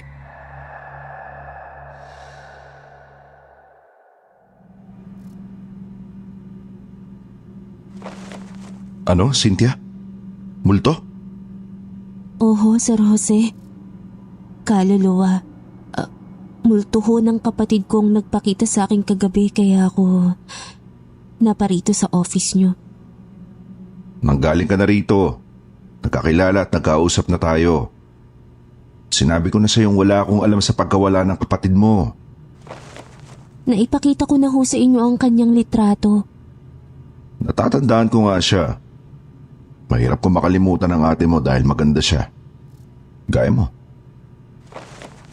Ayoko ho sanang isipin at mahirap tanggapin. Pero ang pagpapakita ho sa aking kagabi ng multo ng ate ko ay palatandaan na napatay na siya. Huwag kang mag-alala. Nakahanda akong tulungan ka para matagpuan ang kapatid mo. Ano man ang may tutulong ko, huwag kang magatubiling lumapit sa akin, okay?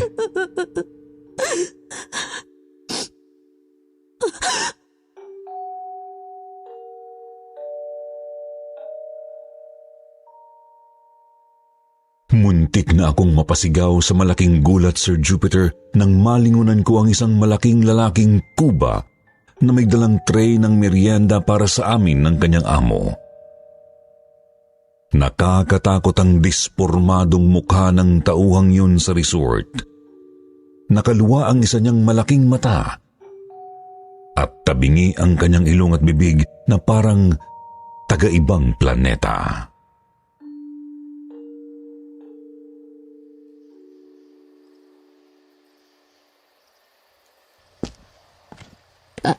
Salamat ho, Sir Jose.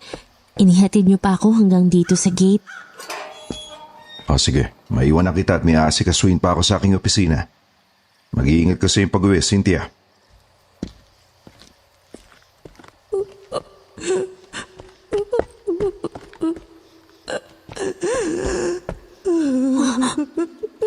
May babaeng umiiyak sa tabi ng swimming pool. Si Ate Perla!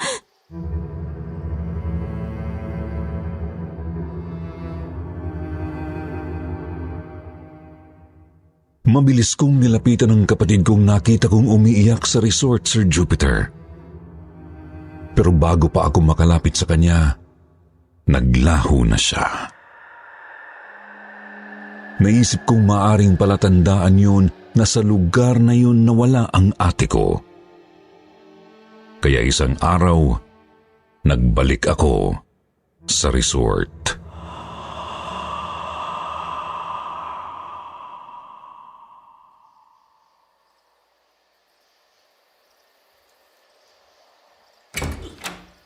Lalabas muna ako sa cottage na nirentahan ko. At lingid sa may-ari at ang mga tauhan dito sa resort. Maghahanap ako sa lugar na ito. Baka sakaling makakita ako ng katibayan sa hinala ko na dito nga nawala ang kapatid ko. Ha? Ano yung nasa lupa sa labas ng washing room? Bracelet?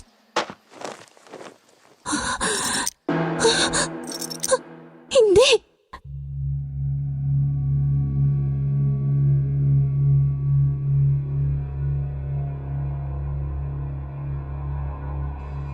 Kinilabutan ako, Sir Jupiter. Dahil ang bracelet na napulot ko sa resort ay sa ate Perla ko. Kaya pumasok ako sa washing room.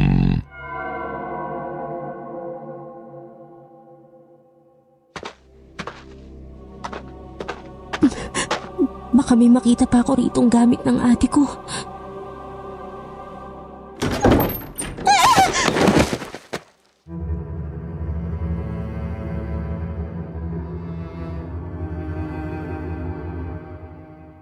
Napasigaw ako, Sir Jupiter, nang biglang bumukas at sumara ang sahig ng washing room at nahulog ako sa ilalim kung saan nakaabang doon ang kuba na tauhan sa resort.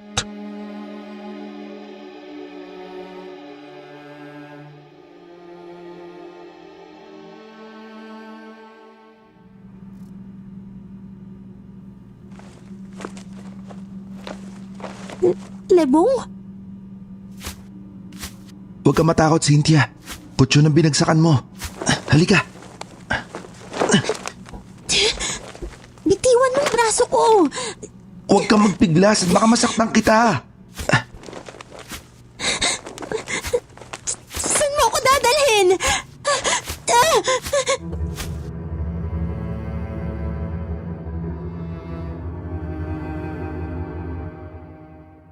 Kinaladkad ako ni Libong papasok sa isang kwarto, Sir Jupiter, at ipinosas niya ako roon bago niya ako iniwan. Sa malaking takot ko'y nagsisigaw ako.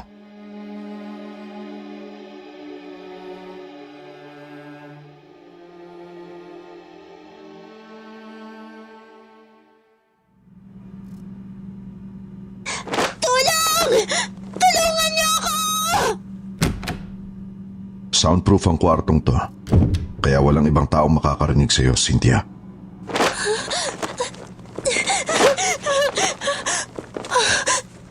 Sir Jose! Sir Jose, tulungan niyo ako! Sorry, Cynthia.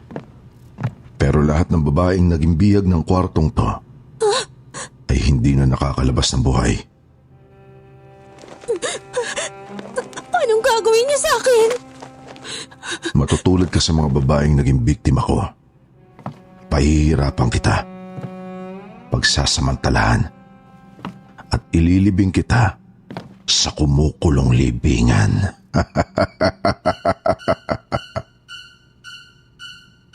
Sinakmal ako ng malaking takot, Sir Jupiter, nang animo baliw na humalakhak ang may-ari ng resort. Lalo pa nang ituro niya sa akin ang drum na puno ng asido.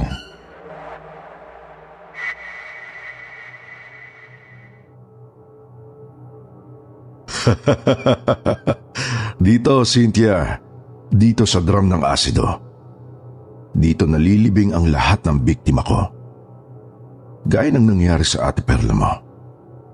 Nang nilubog ko siya rito, kumulo ang asido hanggang sa matunaw ang kanyang bangkay. Baliw kayo, Sir Jose! Hindi ako baliw. Bakit kayo nabibiktima ng mga babae? Pinapahirapan niyo! Pinagsasamantalahan at pinapatay! Gumaganti lamang ako. Dahil nung maliit pa lang ako, nang maulila ako sa mga magulang ko, pinahirapan ako. Inapi at pinagmalupitan ng tiyahin kong umampun sa akin. Kaya nagkaroon ako ng galit sa mga babae. Matinding galit na hindi ko nailabas sa tiyahin ko dahil sa pagkamatay niya. Kaya ibinuntun ko sa mga kabaro niya ang ngit-ngit ko. At para wala akong panagutan sa batas, lahat ng naging biktima ko, inilulubog ko sa drum ng asido. Kaya mamamatay ka rin, Cynthia. Matutunaw rin ang katawan mo sa kumukulong libingan.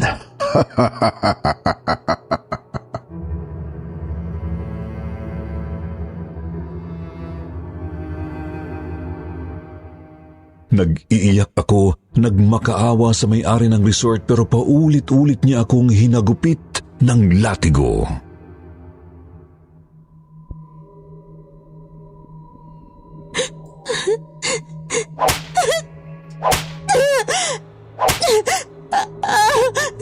Tama na, Sir Jose! Tama na! Ganyan nga, Cynthia, dumaing ka. Mamilipid ka sa sobrang kirot. Dahil habang nakikita ko na sasaktan ka, lalo ako nasisiyahan.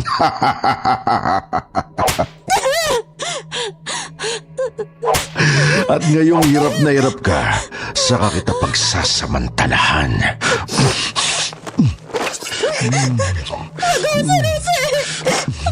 Maawa kayo sa akin! Maawa kayo!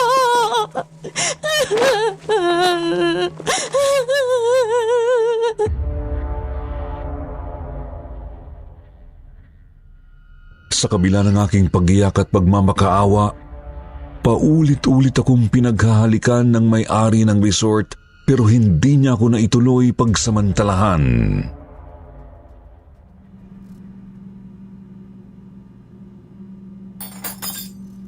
Kumain ka, Cynthia. Pasalamat ka, hindi ka nagalaw ng amo ko dahil may buwan ng dalaw ka. Lebong. Lebong. Maawa ka sa akin. Tulungan mo akong makatakas. Sige na. Naaawa ako sa'yo, Cynthia. At nangihinayang ako sa'yo. Dahil maganda ka. Sa lahat ng mga babaeng nabiyag rito, ikaw ang pinakamaganda. Pero kapag pinatakas kita, papatayin ako ng amo ko. At ayoko pang mamatay. Ayokong gaya ng iba, malibing rin ako dun sa drum ng asido.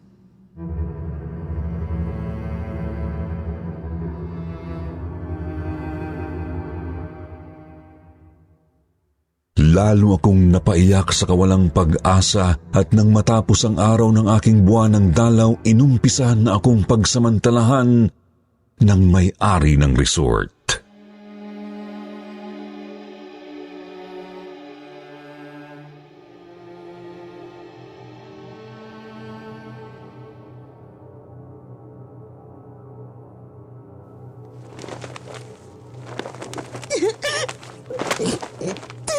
Bitawan niyo ako! Bitawan niyo ako! Hayop kayo! Bitawan niyo ako! Sige, Cynthia, umiyak ka. Magmakaawa ka. At para lalo ko masiyahan habang pinagsasamantalahan kita. Dahil masasaktan ka ng gusto sa akin.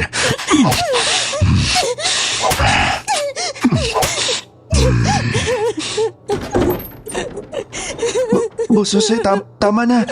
Maawa na kayo kay Cynthia. Huwag niyo na po siya saktan. Hangal ka, Lebong. Bakit ka pumasok rito nang hindi kita tinatawag?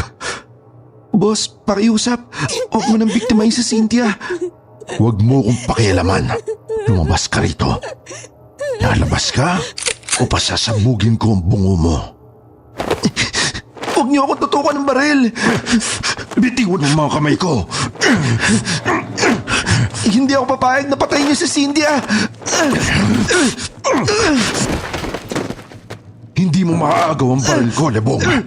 Papatayin kita!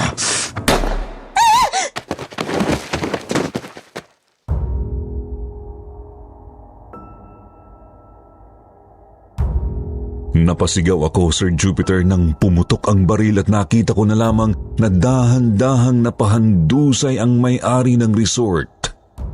Duguan at wala ng buhay.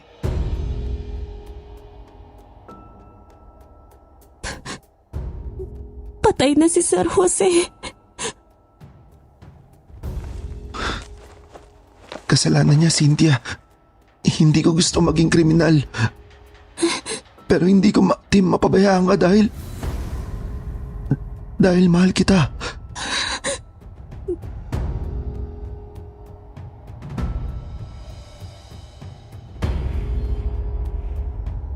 Sir Jupiter, pinakawalan ako ni Libong at sumuko siya sa mga otoridad.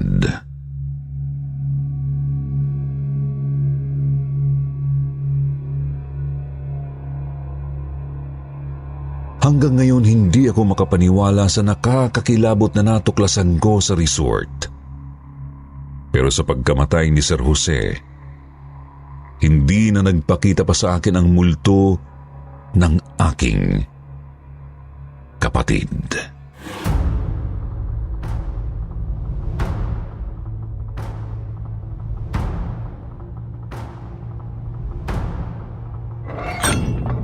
Tiyanak.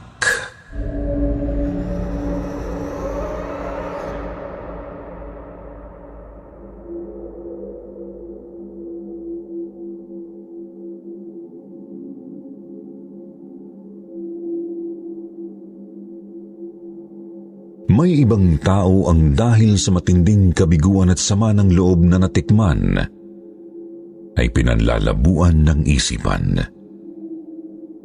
Pinanghihinaan ng kalooban, nawawalan ng habag maging sa sariling dugo at laman. Nakakagawa ng malaking kamalian at makilala man ang pagkakamali ay huli na bago pagsisihan. Ito ang buod ng kwentong padala ng isang nagpapatago na lamang sa pangalang Divina. Ayon sa kanyang sulat,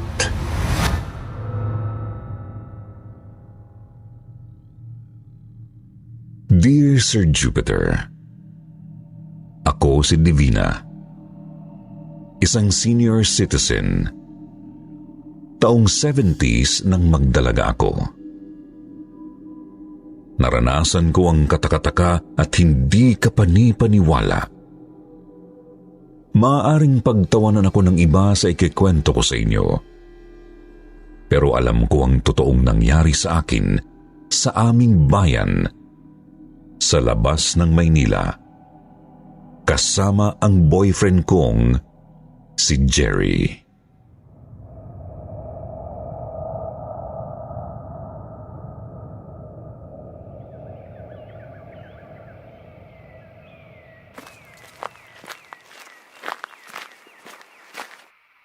Divina, bakit tumigil ka na sa paglalakad?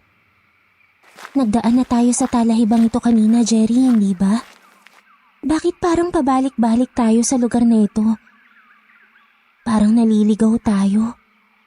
Maliligaw ba naman tayo sa sarili nating bayan? Bakit kasi dito mo pa gustong mamasyal tayo?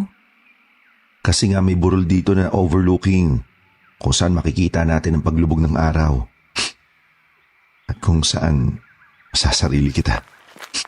Halika nga. Teka. Pagbigyan mo na ako dahil wala namang ibang tao dito ha? Jerry. Teka. Baka ano? Baka naliligaw nga tayo rito. Baka pinaglalaruan tayo ng tiyanak.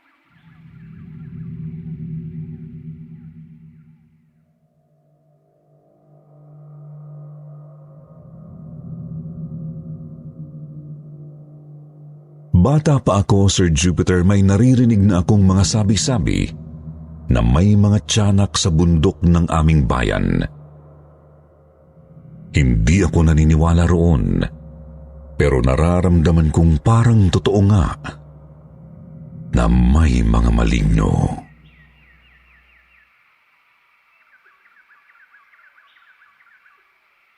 Jerry.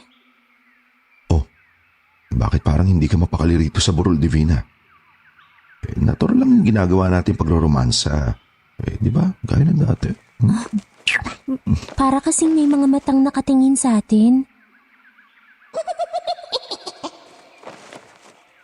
At parang may naririnig akong maliit na boses na bumubungis-ngis.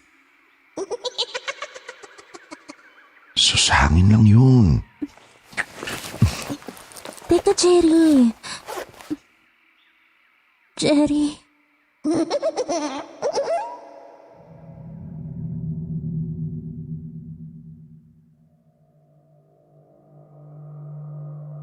Habang natatangay ako sa kapusukan ni Jerry, patuloy akong nakakarinig ng pagngisi ng maliit na boses sa burol, Sir Jupiter.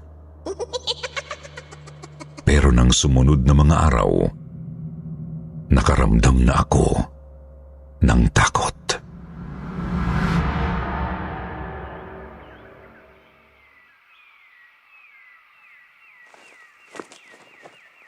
Wala kang dapat ikatakot basta kasama mo ako, Divina. Jerry.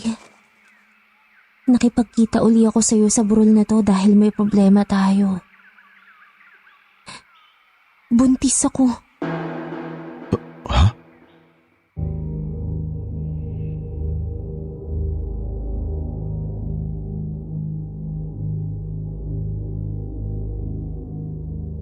Nakita kong rumihistro rin sa mukha ni Jerry ang pag-aalala, Sir Jupiter.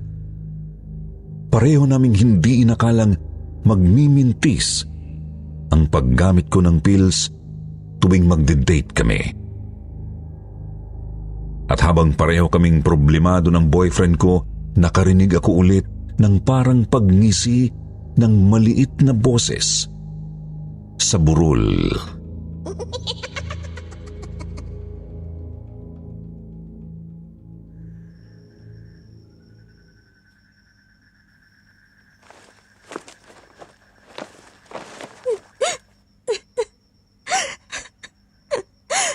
Kasalanan mo yan, Divina. Masyado kang naging sunod-sunuran at nagpaubaya sa boyfriend mo. Hindi ko naman ho akalain, inay. Na matapos akong magbuntis, pababayaan ako ni Jerry. Na maglalaho na lang siya dito sa ating bayan. At hindi ko na malaman kung saan ko siya hahanapin. Kung buhay lang ang ama mo, baka mapatay ka niya. Dahil sa kagagahan mo, naging disgrasyada ka. Divina? Bakit po nalaki ang mga mata niyo, inay? Parang may nakita akong nakahubad. Maitim at maliit na batang nakasilip sa labas ng bintana. Malalaki at nakausli ang mga mata. At nakangisi. Nakakakilabot. Tiyanak! Tiyanak!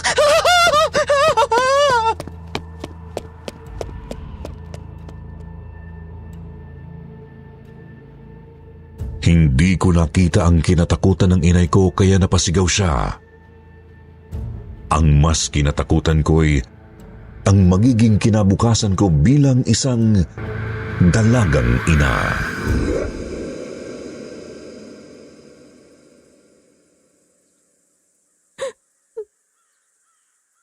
Maisip ko lang ang katakot-takot na mga hirap na daranasin ko sa pagpapalaki at pagtataguyo dito sa sanggol na isinilang ko. Parang mababaliw na ako.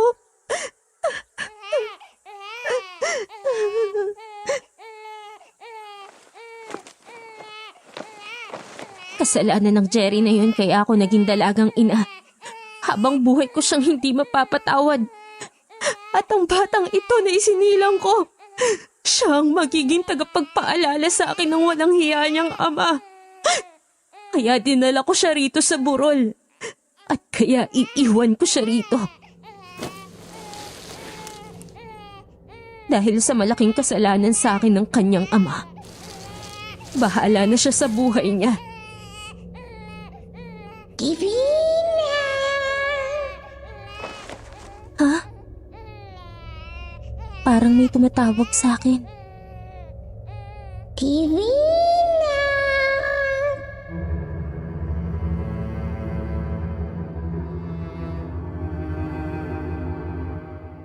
Wala akong nakitang ibang tao sa burol, Sir Jupiter, kaya nagmadali akong lumayo roon matapos kong iwan ang sanggol na aking isinilang.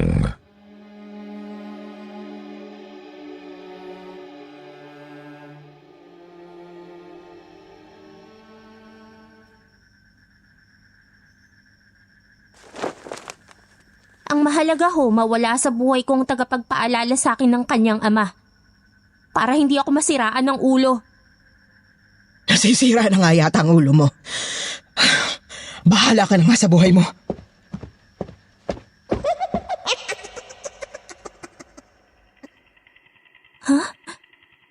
May nakasilip sa labas ng bintana. Nakahubad, maitim, at maliit na batang nakausli ang malalaking mga mata. At nakangisi. Tiyanak! Tiyanak! Napasigaw ako sa malaking takot sa nakita kong maligno na nakakakilabot ang anyo, Sir Jupiter. Kasunod ng paglayo ng tiyanak ay nakilala ko ang nagawa kong pagkakamali. Nakaramdam ako ng malaking pagsisisi sa nagawa kong pag-abandona sa aking anak.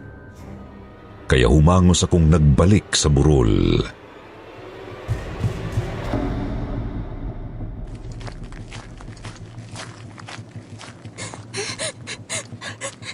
Hindi ko dapat inabandona ang anak ko. Wala siyang kasalanan sa kapariwaraang nangyari sa akin. Hindi ko siya dapat idinamay sa malaking galit ko sa kanyang ama. Kaya babalikan ko siya. At kahit mahirap, kahit ako nag-iisa, itataguyod ko ang anak ko.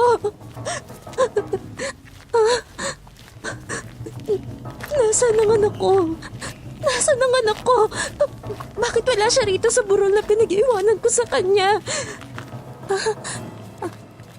Ano ang nasa damuhan?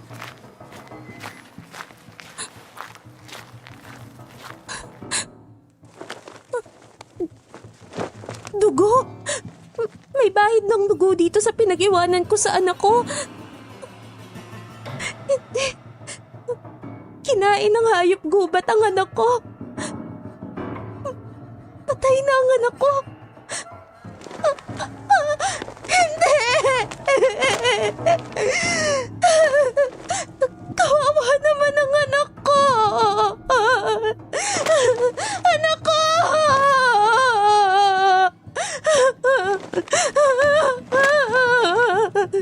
Divina!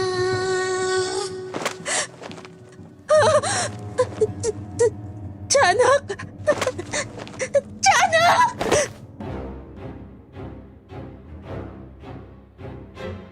Sir Jupiter, dito na ako hindi makapaniwala. Nang lumapit sa akin sa burol ang isang maliit at maitim na maligno na may malalaki at nakausling mga mata, lalo na nang magsalita ito.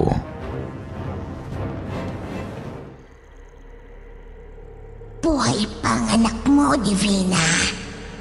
Dugo ng hayop gubat ang nasa damuhan. Nasaan ang anak ko?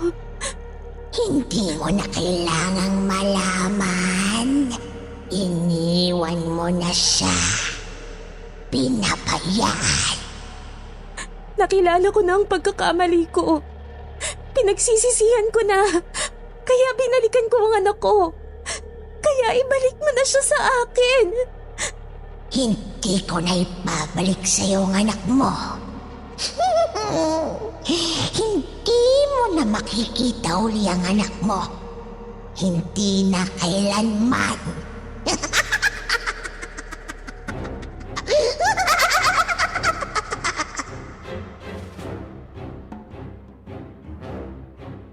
Hindi ko alam kung nauulol na ba ako o ano, pero totoong nakita at narinig kong kinausap ako ng malignong yun. Unti-unting naglaho ang tiyanak sa harap ko.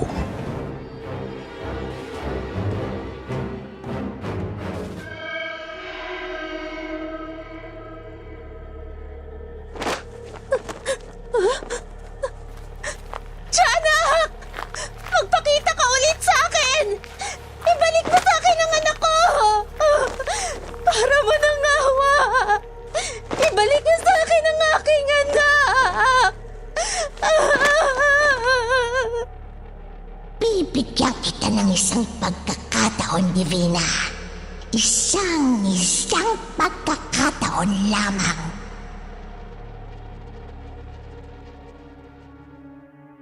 Hindi na nagpakita sa akin ang tiyanak, Sir Jupiter, pero may lumitaw sa burol na 2 sanggol.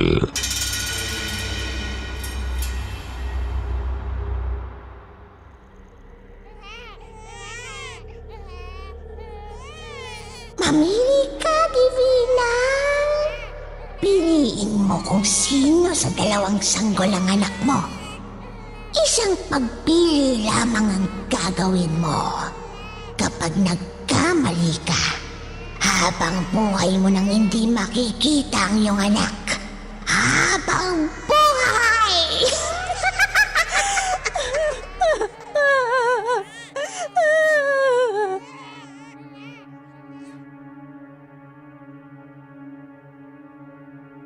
Dahan-dahan, Sir Jupiter, lumapit ako sa 2 sanggol. Ilang sandaling pinakiramdaman ko ang lukso ng aking dugo.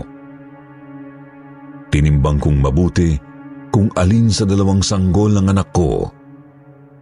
At matapos akong magdasal, kinarga ko ang isa sa mga sanggol.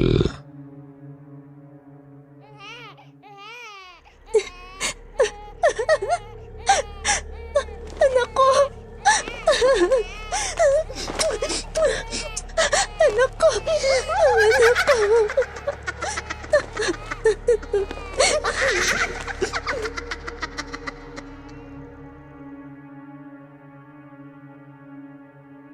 Habang humahalakhak ang hindi ko nakikitang tiyanak, Sir Jupiter, naglaho ang sanggol na hindi ko napili.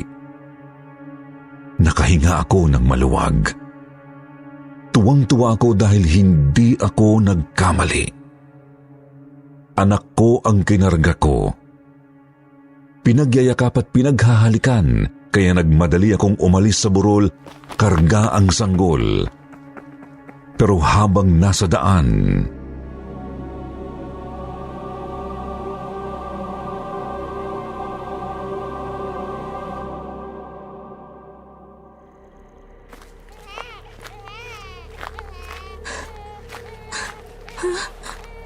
Bakit parang naliligaw ako?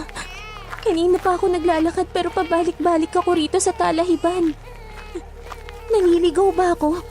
O inililigaw ako ng tiyanak habang karga ko ang aking anak? Ang anak ko! Nagbabago ang anyo!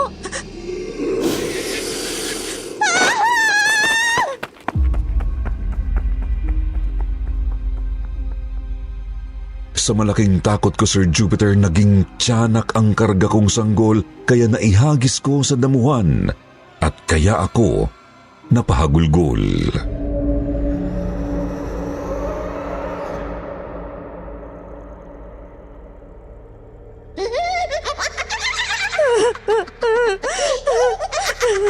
Niloko mo ko, tiyanak! Nilinlang mo ako!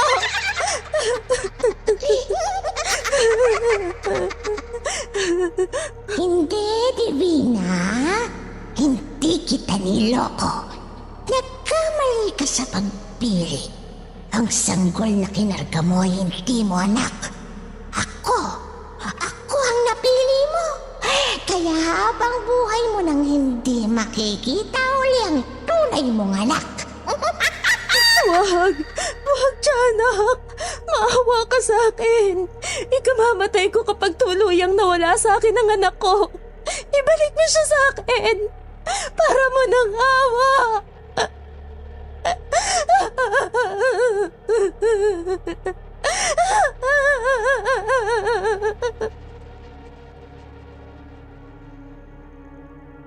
Habang humahagulgol, napaluhod ako sa pagmamakaawa sa tiyanak, Sir Jupiter. Waring nahabag naman sa akin ang maligno, kung kaya't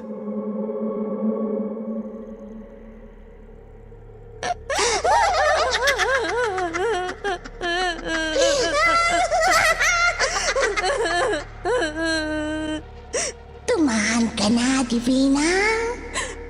Dahil sa pinakita mong labis na pagsisisi sa ginawa mong pag-abandona sa anak mo, ibabalik ko na siya sa'yo.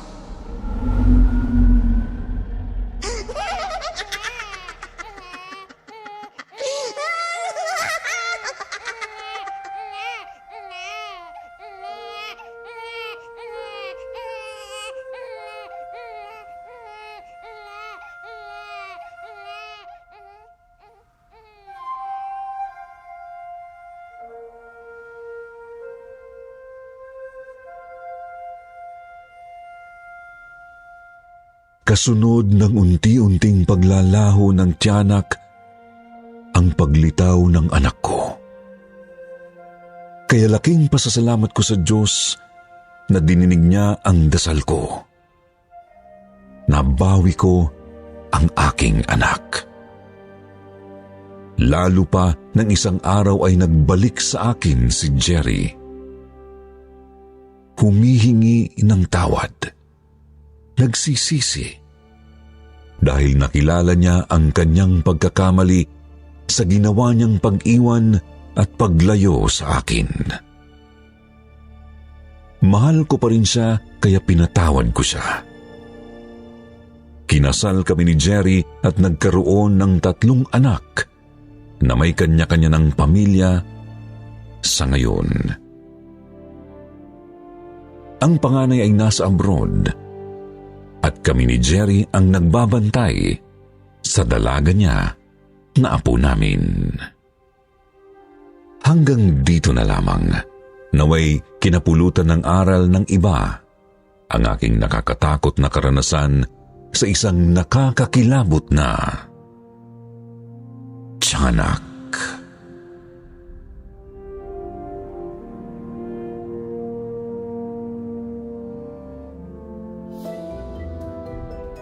Ngayon, dumako naman tayo sa inyong paboritong shoutout portion. Shoutout kay Daddy Paul, Mamsi Racy at kay Candice. Ganon din kay Dash at kay Dion.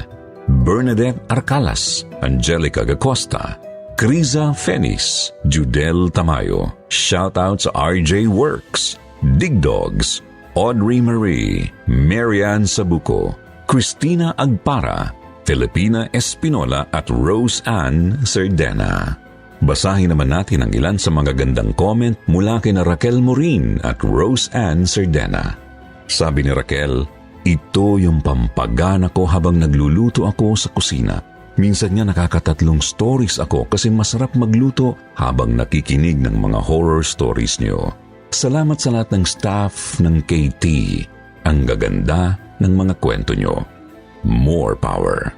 Sabi naman ni Roseanne Serdena, di kumpleto ang paglilinis ko ng bahay hanggat di nakakapakinig sa kwentong takip silim at di rin kumpleto ang gabi pag di nakapakinig ng Sityo Bangungot. More stories pa po. Thank you. From Mandawi City, Cebu. Sa mga hindi po nabanggit, sa susunod na lang po. Huwag niyo pong kalimutan na mag-reply sa ating shoutout box na nasa comment section para ma-shoutout ang pangalan nyo. Muli po mula sa bumubuo ng kwentong takip silim. Ito po ang inyong lingkod, Jupiter Torres. Nagpapasalamat.